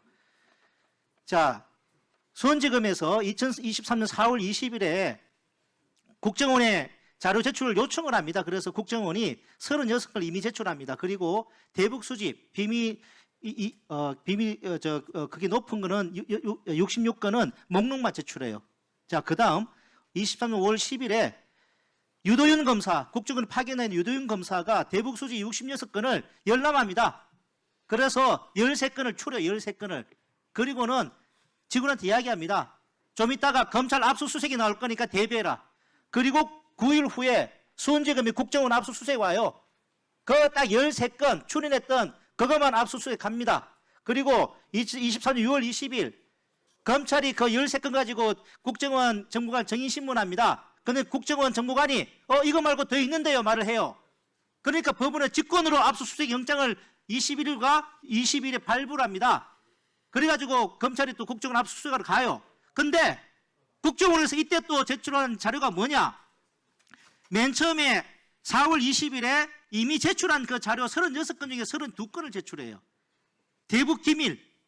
약간 검찰의 프레임에 반하는 리오남이 2019년 5월달에 수술해가지고 거동이 불편했다는 그런 내용들, 필리핀에 왔다는 그 프레임 완전히 반하는 정보, 그런 거는 66건 중에 13건 뺀 53건 중에 하나로서 이번에 국정조사 과정에서 확인된 자료들입니다. 정의 어떻습니까? 이 행태가 네, 의원 행태가 피고인한테 유리한 자료들, 차 의원님, 정보기관에 대한 압수수색은 정보기관장이 아마 승인을 얻어 유도 그 정보기관이나 유도현 검사가 가가지고 사전에 검사하고 검찰과 소통해가지고 제가 그거는 압수수색 대비까지 하라고 한 건 아닌 겁니까 제가 이거? 그런 실무는 알 수 없습니다만 이 적절한 겁니까? 그러면 자, 이 내용까지 상식에 모르실 수도 있는데 이 선별적인 증거 제출, 국정원에서 내주는 자료를 법원에 제출했을 것이라고 저는 생각합니다. 근데 국정원 안에서 벌어지는 것은 저희가 알 수가 없을 겁니다. 이미 검찰은 그걸 확보하고도 그 중에는 방북 비용, 스마트 비용, 함 대납 비용 300만, 500만 다 건너간 이후에도 북한이 경기도 배제해라, 안보수도 경기도 배제하고 그 다음 3차 대회하겠다, 이런 자료들이 거기 있었어요. 그거는 검찰이 이미 제출 받아가지고 가지고 있었는데도 그거는 제출 안 하고 13건만 자기들 프레임에 맞는 것만 피고인한테 불리한 듯한 그 자료들을 제출했다는 겁니다. 이게 바로 조작 기소국의 선별적인 검사의 객관적인 의무를 깡그리 무시하는 검찰의 수준입니다. 제가 언론 보도를 본 걸 보면 반대되는 내용들도 1심, 2심에서 다투어졌다라고 저는 알고 있습니다. 조사 결과 과정에서 국정원 차 의원이 그건 제가 잘 알지 못하는 사실입니다. 차 의원님. 네. 국정원 원장이 나와서 보고를 한 사실이고요. 요 자료와 오늘 새로 나온 자료로는 당시 윤석열 정권 하에 만들어 놓은 자료로 리오남이 베트남과 중국에 있었다. 2019년 7월 22일부터 27일까지 그 자료가 국정원 안에 있었답니다. 그런데 그것을 가져가지 않은 거죠, 검찰이. 그래서 그 내용을 다시 한번 이야기하는데요. 그렇게 국정원 안에 자료가 있는데 갖고 가지 않았다는 말씀을 다시 한번 드리면서, 그리고 이 내용을 다시 한번 말씀드리면서, 당시 윤석열 정권이 만들어 정권하에서 국정원이 수집한 정보 자료랍니다. 그 자료가 그때 있었음에도 불구하고 그걸 가져가지 않고요. 그랬던 검찰의 선택적 조작 수사 다시 한번 이야기하게 되는데, 우리 전영규 의원이 주신 자료인데요. 스스로 목숨을 끊은 241명 중 검찰 수사를 받던 이들은 163명, 경찰 수사를 받던 이들은 76명, 약 지금부터 20년 동안 그랬다는 말씀드립니다. 검찰이 여러분 무서워요. 그렇지만 잘하길 바라고 더 잘하길 바라는데 그러지 않아서 역사의 뒤안길로 가는 겁니다. 거기에 여러분이 중심에 있었어요. 그 말씀 드리고요. 다음은 우리 전용기 의원님 질의해 주십시오. 예, 총장님. 네, 총장님께서는 이원석입니다. 이 국정조사로 뭐 우리가 지금 실체적 범죄 행위가 있는 사람들에 대해서 무죄를 주장하거나 뭐 변론을 해줘야 된다 이렇게 생각하시는 것 같은데 그게 아닙니다. 기본적으로 국정조사는 실제 검찰이 수사 과정 중에 이 절차상의 범죄 행위가 있는지를 여쭤보기 위함이에요. 하나씩 말씀을 좀 드리겠습니다. 잠시 시간 멈춰주고 송경호 지검장님 앞으로 좀 부탁드리겠습니다. 좀 전에 총장님께도 말씀을 드렸고 같이 좀 들어주십시오. 그 유동규 공소장 변경을 검토해라라고 법원에서 이야기했는데 변경을 하지 않아서 유동규 정민용은 무죄를 받았습니다. 근데 아시다시피 유동규는 실제 지금 구속돼 있지만 검찰은 징역 5년, 징역을 작게 구형했는데도 법원에서는 더 많이 구형을 해요. 몇 년까지 자료를 지금 봐야 되는데 실제로 그렇게 되면은 검찰은 작게 구형해 법원이 더 강력한 범죄라고 판단했던 건 아니겠습니까? 그런데 지금 문제가 없다라고 이야기할 수 있을까요? 그리고 공소장 변경하라고 한 거 송경호 지검장님 사단에서 공소장 변경을 거부해가지고 이렇게 유동규 정민용 무죄를 받아준 거 왜 그렇게 된 겁니까? 처음에 예. 유동규 전 본부장과 김용 부원장이 예. 서로 저희가 파악한 내용은 서로 이제 모의를 해서 유동규가 주도적으로 잠깐만 됐어. 이게 너무 말 길게 할 것 같아서 그냥 말씀드리면 이거 왜 이 자리에서 밝혀야 되냐면요. 이거 호승진 검사가 거부한 거 아닙니까? 공소장 변경 법원에서 변경해라 검토해라라고 했는데 호승진 검사님 본인이 이거 검토한 거죠? 검토하고 우리는 그대로 가겠다라고 한 거 아닙니까? 맞는지 아닌지만 말씀해 주세요. 네, 그렇습니다. 맞죠? 그렇죠. 네. 봐요. 그러니까 우리가 이 자리에 불러서 밝히는 거예요. 아니요. 송지검장님 죄송합니다. 앞으로 한 번만 더 모실게요. 경위를 좀 말씀. 아니요. 경위 필요 없어요. 그래서 무죄 기회를 받았잖아요. 말씀드리겠습니다. 무죄 받았고, 예, 무죄 받았고. 더 문제는 뭐냐면 그 50억 클럽 그거 곽상도 전 의원 1심 무죄 받은 거 아시죠? 그리고 지금 이번에 공소 취소 또 당했습니다. 그 왜 그러냐면 50억 클럽 무죄를 딱 받으니까 국민들이 막 분노를 해요. 그러니까 송경호 지검장님께서 나오셔가지고 이렇게 따단 이렇게 해서 강백신 검사 투입 이렇게 결정을 합니다. 그 강백신 검사가 특수통 윤석열 특수통의 최고봉이니까 강백신 부장검사를 딱 투입하는데 강백신 부장검사가 뭐 하냐면 1심 무죄 받은 사건에 대해서 추가 기소를 해요. 동일 사건에 대해서 추가 기소를 범죄 수익 은닉죄로 합니다. 그러니까 법원에서 뭐라고 하냐면 판결문에 딱 적어놨어요. 이 부분 공소사실을 한꺼번에 다퉈줬어야 됐는데 왜 추가 기소해가지고 요건에 안 맞추냐. 이러한 사정을 형사법률 전문가인 검사일시 모를 리 없음에도 불구하고 이렇게 기소했다라고 하는 것은 특별한 사정이 있어 보이지 않고 이와 같은 검사의 기소는 공소권 남용에 해당한다라고 공소 취소합니다. 자기 마음에 들면 봐주고 공소장 판사가 변경하라고 권고해도 우리 이게 맞는데 우겨가지고 무죄 받아주고 그 검사들이 다 여기 앉아 계시니까 저희가 여기서 무죄 제기를 안 하겠습니까? 곽상도 의원에 대해서는 더 철저하게 수사해서 아들까지 뇌물죄로 공범으로 기소하기 위해서 범죄수익 은닉법까지 적용해서 기소한 것으로 알고 있습니다. 기소해가지고 법원에서 기각 때렸다니까. 그거 예. 예. 네. 문제는 뭐냐면 이재명 대표에 대해서는 이재명 대표를 도와주기 위해서 북한에다 돈 줬다 해가지고 제3자 뇌물을 때리는 검찰이 여기 뭐 이상한 아들 준 게 범죄 수익 은닉이라고 해가지고 아들 뇌물로 기소했습니다. 그러니까 범죄 수익 은닉으로 추가 기소해가지고 공소 기각 받아주고 그러니까 공소장을 엉터리로 쓰면 법원에서는 무죄 드릴 수밖에 없고 법원에서는 공소 기각할 수밖에 없는 그 법꾸라지의 전형을 우리가 보고 있어서 그 의심에 불법적인 부분이 있으면 우리가 밝혀야 되는 거 아니냐 하고 국정조사를 하는 거죠. 곽상도 예, 의원에 수고하셨습니다. 대해서 오히려 곽상도 의원 측에서는 지금 가혹하게 다음은 수사했다라고 김동화 의원 주장하고 질의해 있는 걸로 압니다, 의원님. 네. 그거는 뭐 봐주려고 한 게 아닙니다. 저희들 입장에서 그렇습니다. 다 봐주셨구만요. 아유 좀 인정할 건 좀 인정하십시오. 우리나라에서 50억 받고 무죄 참나. 있어요. 네, 간사님 말씀. 그만하세요. 50억인데 뇌물이 무죄 나와서 저희들도 굉장히 당황스러웠습니다. 그러니까 잘못한 거죠. 아니 50억을 가지고 무죄가 나오는 게 말이 됩니까? 50억에 대해서 뇌물로 기소를 했는데 법원에서 무죄 판결 나와서 김동화 의원 질의해 주세요. 자, 질의 들어가기 앞서서 아까 그 호방건설 김은정 증인의 증언을 들으니까 서울신문과 호방건설이 전혀 관련이 없다라고 했습니다. 이 부분 확인하기 위해서 서울신문 회장 김상열 회장과 호방건설 김성규 회장 증인으로 추가 신청할 테니까 꼭 좀 받아주시기 부탁드리겠습니다. 네, 시간 멈춰주시고 정순욱 증인 나오시기 바랍니다. 정순욱입니다. 네, 증인 이재명 경기도지사 시절 비서실장으로 근무하셨죠?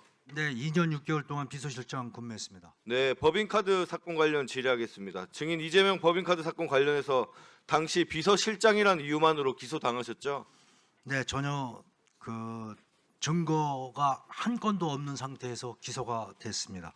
네, 법카 사건 진행 경과 한번 보겠습니다. 이 PPT 띄워주시죠. 네, 2022년 2월 국민의힘은 당시 민주당 대선 후보였던 이재명 후보를 고발하게 됩니다. 그러나 윤석열 정권이 들어선 후 경찰은 대대적인 압수수색과 전방위 수사를 했으나 전혀 증거를 발견하지 못하고 결국 배모씨만 송치하게 됩니다. 그리고 이재명 당시 대표에 대해서는 불송치 결정을 하게 됩니다. 이렇게 수사가 진행되지 않자 제3자가 다시 권익위에 이재명 대표를 국민권익위에 접수하고 국민권익위는 기다렸다는 듯이 관련 사건을 대검에 이첩하게 됩니다. 이때부터 검찰이 경찰에 송치욕을 하고 검찰이 직접 들어와서 이재명 배임이라는 새로운 프레임을 만들고 수사를 진행하게 됩니다. 당시 정말 많은 대규모 압수수색을 진행했는데 증인 역시도 압수수색 당하셨죠?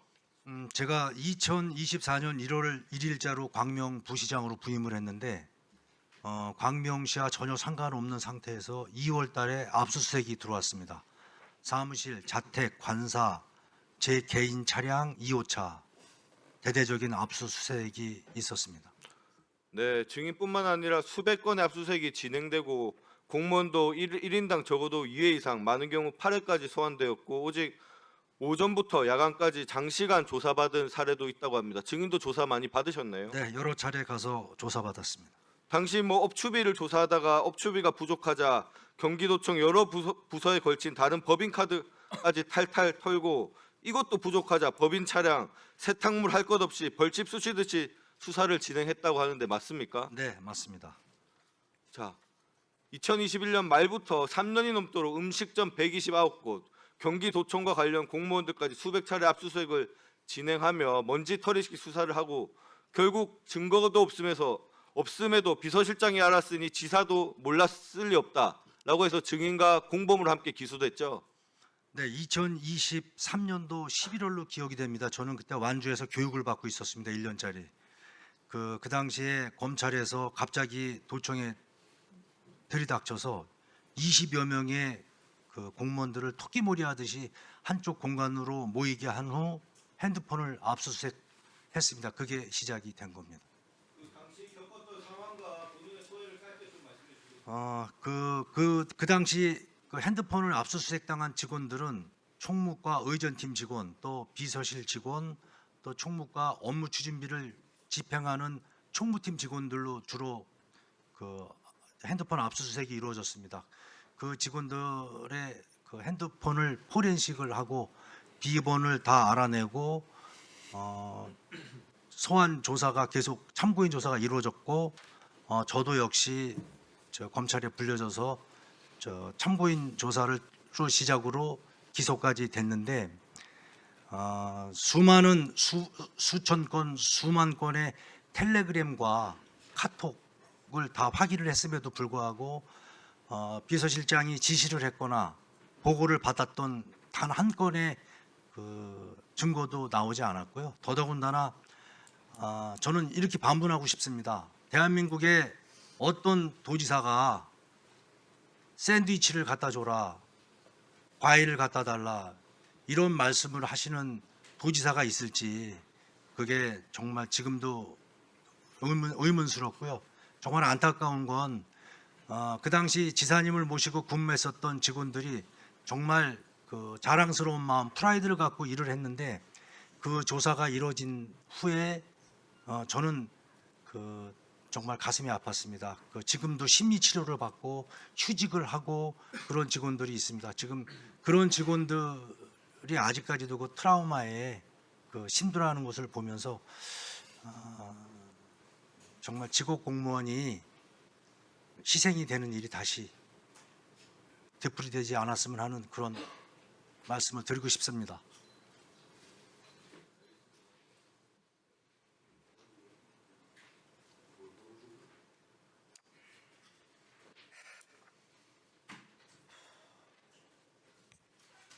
대통령이 되고 세상 무서운 줄 몰랐던 것 같아요, 윤석열.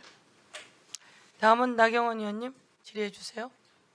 대장동 사건을요, 성남시가 잘해갖고 돈 많이 벌어갔다는 건데요. 대장동 사건의 진실은 뭐냐? 지분율에 비례하지 않고선 가져갔다는 겁니다. 화천대유, 천안동인이 합계 7% 지분을 가지고 있는데 각각 577억 3,469억 가져가고 성남도계공의 50% 지분 가지고 있는데 1,830억 가져갔다는 거예요. 그래서 문제가 있다는 겁니다.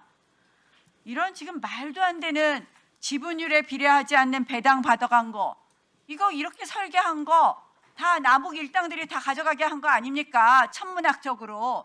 근데 이걸 변명을 해요. 정영학 녹취록 갖고 이야기를 하는데 그 녹취록은 1심 판결에 다 배척이 됐습니다. 그 녹취록 언뜻 보면 유동규한테 다 간 것이라고 볼 수 있지만 오히려 정진상 지분이라고 명시적으로 판단했습니다.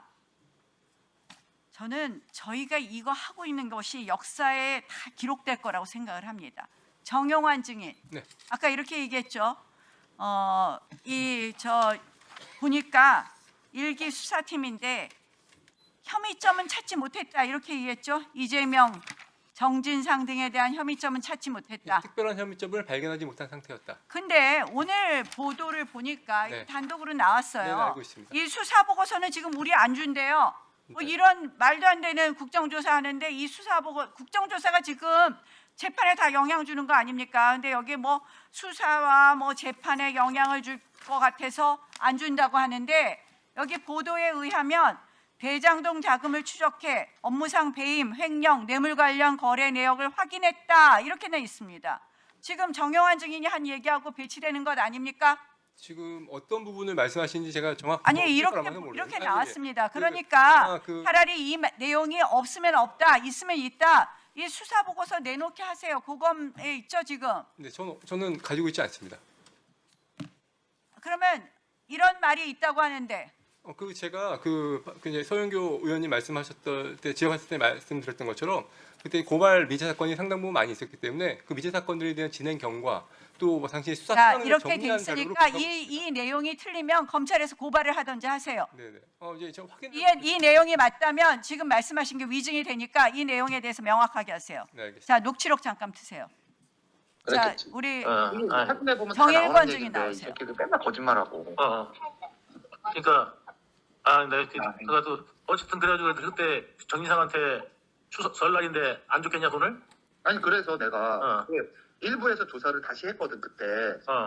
그 전에도 돈 준 게 있지 않냐 그래서 아니 뭐 자, 이 정도 인사한다고 하죠. 그래서 2천만 원만 갖고 오라고 자, 해서 여기서 그거는 본인이 쓸 게 아니고 인사. 이 새끼들 하는 이게 누구를 말하는 겁니까? 여기에 대해서 좀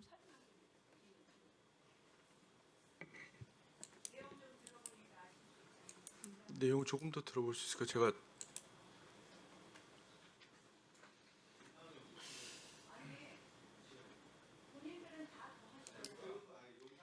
언제 그걸 다 더해요? 여기서 끝나는 건데 영상은 안 하지. 그러니까 이야기하세요. 지금 내가 안 끊었나? 이건 안 된다니까. 시간은 그렇지 않아요? 네, 맞아요. 언제 누가 뭘 일부 맨날 더 주고 그래? 자꾸 사실 아닌 걸 이야기하지 마세요. 제가 답변하겠습니다. 제가 답변하겠습니다.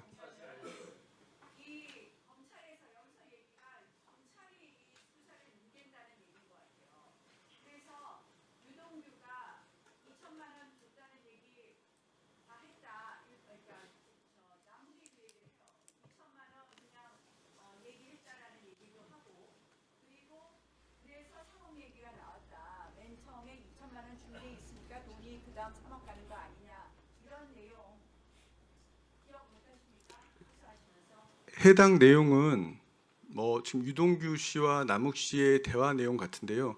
아마 최근에 유동규 씨가 항소심 법정에 제출한 녹취록으로 보입니다. 그리고 조금 전에 다른 유튜브에서 아마 그런 내용을 했다고 제가 들었는데요. 그 내용을 말씀하시는 거라면 지금 남욱 씨는 형들에게 줬다라는 자신의 발언이 자신이 알고 있던 것이 아니라 수사 과정에서 들은 내용을 말한 것이다라고 이야기하는데 조금 전에 또 녹취록과 관련된 내용을 보면 본인 스스로 유동규 씨에게 형들에게 내가 줬다. 유동규 씨에게 형들에게 준다고 해서 내가 줬다라는 걸 유동규 씨에 이야기를 하는 것이고 또 관련된 녹취록을 제가 정해 시간대 좀 들어보니까 거기서 검사가 그 이야기를 그 이야기를 검사에게 했는데 그 이야기를 들은 검사가 그게 자연스럽다라고 이야기하면서 마치 검사도 몰랐던 내용을 남욱 씨가 형들에게 줬다는 내용을 먼저 설명했다라는 취지의 내용으로 저는 알고 있습니다. 결국은 남욱 씨가 지금 이야기하는 것. 그래서 정일건 검사가 그 모습이 나오는 거예요. 이제 그만해야지. 시간 됐으니까. 예, 그렇게 알고 있습니다. 자료를 받은 것은 아니고 유튜브에 나와 있는 내용으로 알고 있습니다. 네. 아까 정해 시간에 이 기자회견 자리는 나경원 의원이 만들어준 것 같죠? 그렇죠? 네. 그 기자회견 자리는 나경원 의원이 만들어줬고, 자, 이 내용은 23년 4월 녹취죠? 자, 이 내용은 23년 4월 녹취입니다. 그동안 22년 9월 16일 납치되어서 구치감에 갇혀서 진술을 바꾸게 하고 이게 23년 4월 녹취인 거죠? 저희가 알기로는 그런데요. 그 뒤로 네, 그 전에 있던 녹취가 아니죠. 정용학 녹취록에 10년 동안 녹취록에 전혀 안 나오니까 뒤에 만들어낸 것 같아요. 예. 자, 예, 들어가세요. 잘 알고 계시네요. 아까까지는 아무것도 모르는 것처럼 이야기하더니. 아까 말씀하셨던 녹취록 제가 들어가세요, 듣고 정일건 검사님. 제가 정해 시간에 유튜브에 그런 내용이 있다라는 걸 들었습니다. 네. 그리고 해당 녹취록 자체는 유동규 씨가 항소심 재판정에 의견서로 녹취록을 제출했던 것으로 알고 있습니다. 그러니까 여러분이 상황 다 바꿔놓고, 그렇죠? 그리고 그 다음에 만든 거 아니에요. 저희가 만든 것이 아니라 유동규 씨가 제출한 녹취록으로 알고 있습니다. 자, 다음입니다.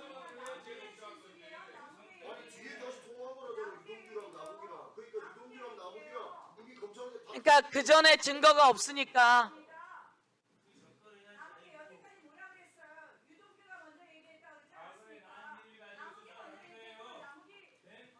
자, 이게 만들어지는 조작의 과정입니다. 오늘 이 녹취 아주 잘 나왔어요. 조작의 아주 하이라이트입니다. 자,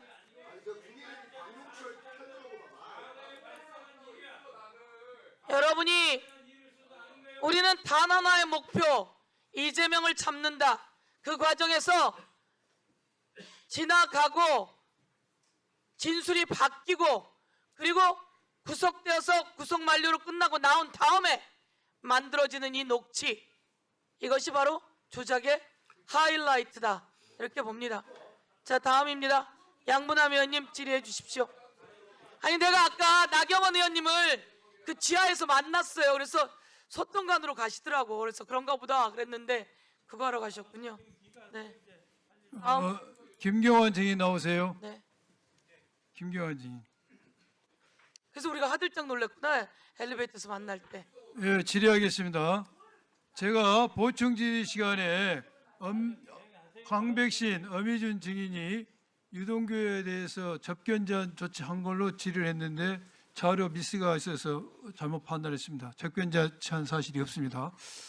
김경환 증인에 질의하겠습니다. 유동규를 9월 19일 날 체포를 해요. 그 체포영장 집행 일지에 보면은 9월 19일 날 밤 24시까지 조사하고 20일 날 19시 40분에 조사한 걸로 나옵니다. 그러면 시간상으로 하면은 19시 40분 동안을 구치소에 뒀다는 것이 되는데 그 구체적인 내용이 어떻게 되는 겁니까? 일지상으로 그렇게 돼 있어요. 사실 당시 상황에 대해서 정확하게 기억은 안 나지만 체포했었던 건 맞고 교도관이 데리고 갔고 그 다음 날도 조사하고 세 근데 번째 날 물론 석방했고 그랬겠죠. 그렇게 그런데 됐습니다. 예. 제가 지금 질의하는 내용은 일지에 보면은 체포한 당일날은 밤 12시까지 조사를 받고 돼 있어요. 근데 그 다음 날 조사가 19시 40분부터 조사가 됐다 이것입니다. 그러면 계산상으로 일지상으로 19시간 40분 동안을 구치감에 있었다는 건데 이게 진짜 그런 것인지를 제가 좀 확인하고 싶은 거예요. 제가 근데 그 상황에 대해서 특별히 기억나는 것은 네. 유동규 씨가 제가 알기로는 그때 뭐 수면제나 이런 것들이 좀 필요하다고 해가지고 교도관을 통해서 구치소에서 가져왔었고 그거를 먹고 충분히 좀 회복한 뒤에 조사를 했던 것은 제가 기억이 나는데 구체적인 시간까지는 기억이 나지는 않습니다. 19시간 19시간 40분 동안 잠을 자겠다 이런 취지인가요? 뭐 본인이 수면제가 필요하다고 해서 교도관에게 요청을 했고 저희는 그렇게 요 부분을 먹으라고 했었습니다. 이 부분을 좀 확인해서 알려주시면 좋겠습니다. 제가 확인할 수 있는 지금 이게 19시간 40분에 구치감이 되겠다는 것은 심각한 문제이기 때문에 그 다음 질의하겠습니다. 증인은 2022년 10월 14일 전병덕 변호사 접견을 제안하셨어요. 유동규에.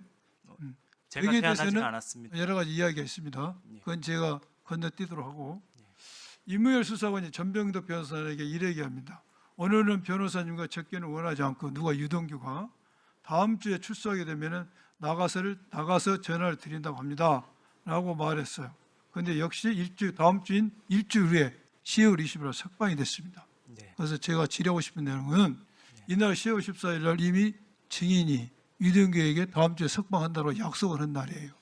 무슨 조건으로 전혀 그렇지 어떻게 약속을 했습니까? 전혀 그런 사실 없습니다. 약속한 것 같아요. 그렇죠. 시간이 딱 맞잖아요. 이무일 수사관이 유동규가 변호사님 오늘 만나고 싶지 않습니다. 다음 주에 출소하니까 그때 전화 드리겠다고 전화한 겁니다. 전병덕 증인, 지금 제가 한 이야기 내용이 맞지요? 맞습니다. 그날 증인은 유동규를 석방시키겠다 뭐 제가 무슨 조건으로 약속을 했는지를 제가 알고 싶고 접견은 그 후에 10월 16일 날 마지막 면담이 이렇게 새로운 사실이 나옵니다. 예전에는 대장동 사업에 대한 정진상, 김명희 혹시 없었다고 생각했는데 지금은 김만배가 직접 이 사람들과 접을 줄 수 있다고 생각한다라고 그날 진술했어요. 10월 16일. 네. 그리고 이제 석방이 되는데 네. 이런 진술을 받았기 때문에 석방한 걸로 보여지고 이런 진술을 이제 약간 석방을 안 했겠죠. 저희가 석방할 수 있는 권한이 없고 법원 구속 기간이 만료돼서 석방한 걸로 알고 있습니다. 그러면 10월 14일에 석방을 약속한 걸로 보여요. 무슨 조건으로 누구 승인하에 이런 약속을 했는지 저희가 수사하는 내용으로 하고 있는 상황이 아니었기 때문에 석방 권한도 저희한테는 없습니다. 아니 검찰이 추가 영장을 청구 안 하면 석방이 되는 것이죠. 방기가 되는. 그래서 저희가 위례 사건 9월 26일 날 기소하면서 병합을 요청했습니다, 법원에. 근데 법원에서 그 병합을 받아들여지지 않았고 그래서 뭐 추가 영장도 발부가 안 된 걸로 알고 있습니다. 아니 유동규에 대해서 김용 정진상에 대해 뇌물줬다고 기소 받았잖아요. 그것에서 영장 청구할 수가 있고. 당시 뭐 아시겠지만 뭐 기록 보셨으면 아시겠지만 예. 분명 약속을 한 거 그렇잖아요. 이게 맞아 떨어질 수도 없지 않습니까? 뭐 저는 약속한 사실 없습니다. 이무열 수사관이 전병덕 변호사에게 오늘은 접견 원치 않습니다. 네. 이때 출소하면 전화 드린다 했는데 딱 이때 출소했다고. 뭐 유동규 씨가 그렇게 말한 걸 이무열 수사관이 전달한 걸로 보이는데 저도 그 상황이 기억이 나고 근데 뭐 예. 예, 알겠습니다. 예, 김경환 증인. 근데 약이 무슨 약이라고요? 뭐 제가 알기로는 수면제 같은 거였던 것으로 기억하고 있습니다. 그 약을 김경환 검사가 주라고 교도관에게 그렇게 했다고 그러던데. 유동규 씨가 교도관에게 요청을 했고 제가 그래서 갖다 줄 수 있으면 갖다 주라고 얘기를 했습니다. 원래 먹고 있는 것으로 그러니까 교도소 내에서도 먹고 있는 약으로 제가 알고 있습니다. 그 체포영장을 직접 쓰셨습니까? 그것까지는 제가 지금 기억나지는 않습니다. 아니, 본인이 담당하셨잖아요. 예, 제가 담당했던 건 맞는데 네. 체포영장을 제가 청구했었는지는 지금 명확하게 기억이 나지는 않습니다. 체포영장을 본인이 쓰셨을 텐데. 저희 수사관이 집행을 하고 제가 조사했던 것은 맞습니다. 예. 체포영장을 제출해 주세요. 그때 체포영장. 예, 네. 중앙지검에 요청하시. 중앙지검에 요청해서 제출해 주세요.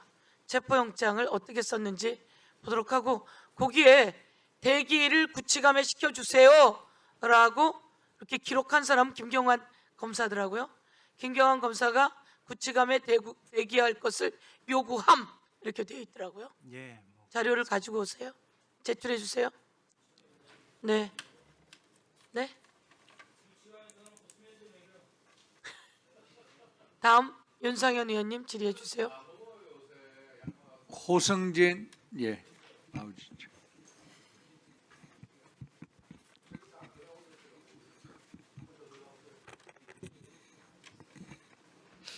우리 이원석 증인께 여쭙겠습니다. 네.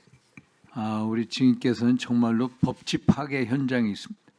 헌법이 파괴되고 또 국회법이 파괴되고 정말로 법을 만드는 국회에서 이 파괴되는 법치가 파괴되는 걸 보면서 어떤 느낌이세요? 그리고 전직 검찰총장으로서 검사분들 이 국조특위 아마 40명 가까이가 증인으로 채택됐을 겁니다. 그분들 불러서 윽박 지르고 또 호통치고 또 범죄인 취급하는 이 행태 앞으로 이 폐해가 어떨 것 같습니까?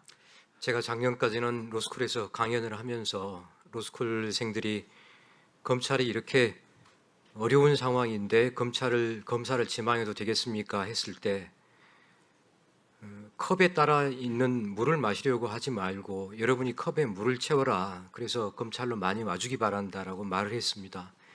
올해 로스쿨에 가서 강연을 하면 로스쿨생들이 검찰이나 공소청에 지망하겠다라고 저한테 물어보면 제가 처음으로 자신 있게 여러분들에게 그런 말을 할 수 없다. 이제는 공직에 여러분을 권하겠다는 말을 저는 할 수 없겠다라는 마음이 듭니다. 네. 예. 참 이 옛말에 보면 양이도령이라고 있더라고요.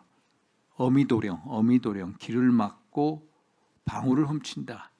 자신의 귀만 막으면은 남들 모를 줄 압니다. 조작 기소라고 자꾸 외치는데 본인들 귀만 막으면은 국민들 모를 줄 알아요. 근데 국민들 너무나 잘 알고 있습니다. 반드시 이렇게 법치 파괴, 반드시 대가를 치를 거고 역풍이 올 거다 이런 거고요.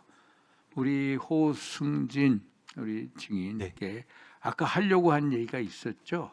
네, 그 공소장 변경 관련. 공소장 변경 관련. 그리고 오늘 이 자리에서 느낀 소회 한번 말씀 좀 해주세요. 네, 먼저 공소장 변경 관련 말씀드리겠습니다.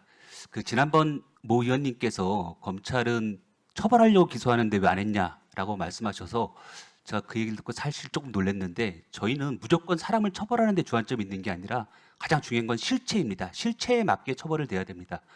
뭐 부산 돌려차기 사건도 그렇고 뭐 국정농단 사건에서도 마찬가지고 예를 들어 계엄 사건에서도 저희가 공범이라고 주장을 하는데 재판부가 갑자기 방조 아니냐라고 했을 때 덜컥 저희가 방조로 공소장 변경하지 않습니다. 가장 중요한 건 수사 결과 확인된 증거 관계에 비춰서 실체가 어떤 것이냐가 가장 중요하고 그 사건에서 만약에 유동규를 봐주려고 했다면 당연히 공여자로 하면 그냥 그 돈 지금 공여자로 1심에서 인정되는 바람에 수수액이 6억으로 떨어졌습니다. 오히려 그렇게 되면 유동규가 훨씬 더 양형에서 유리한 수 있는데 저희는 절대 그렇게 판단할 수 없었다고 봤고 사실 지금 민주당 의원님들께 제가 한 가지 좀 의문이 있는 건 지금 민주당 의원님들은 김용 피고인이 돈을 받은 사실이 없다라고 하고 계시지 않습니까? 근데 불법 정치자금이 8억 원이 넘어갔는데 만약에 남욱, 정민용, 유동규, 김용까지 갔는데 유동규가 공여자가 돼버리고 김용 씨는 수수자가 아니다. 돈 받은 사실 없다라고 하면 이 사건은 공여자만 있고 수수자가 없는 사건이 돼버립니다. 논리적으로 그냥 사건 자체가 없어지는 겁니다. 그건 불가능한 일입니다. 그리고 제가 최근에 김용 피고인이 유튜브에 나와서 인터뷰하는 것도 들었는데 본인 스스로 유동규가 수수자고 남욱이 공여자다라고 얘기하는 것까지 봤습니다. 그 논리에도 좀 어긋난다고 생각이 들고요.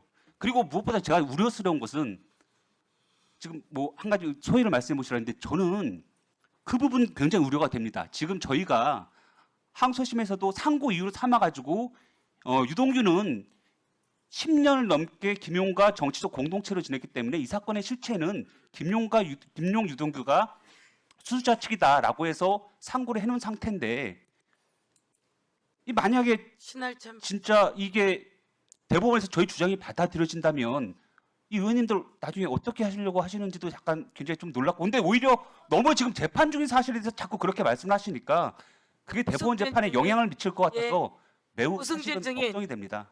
호승진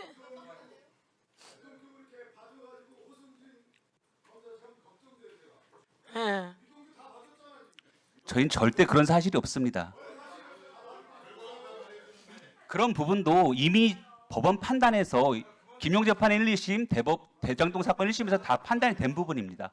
네. 자, 이제 들어가세요.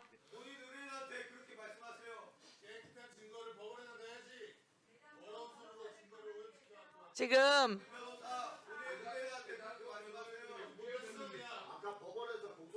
자 보세요. 이재명 대통령 후보가 대통령 후보예요. 그런데 항소심에서 무죄가 났어요. 무죄가 나고 4월 24일 날 자료가 올라갔는데 4월 22일 날 올라갔는데 24일 날 파기환송 표결을 합니다. 법원이. 조희대 법원이. 예? 여러분. 조희대 법원이 그렇게 합니다. 4월 22일 날 자료가 올라갔는데 배당이 4월 22일 날 소부에 배당이 되는데 4월 24일 날 표결합니다.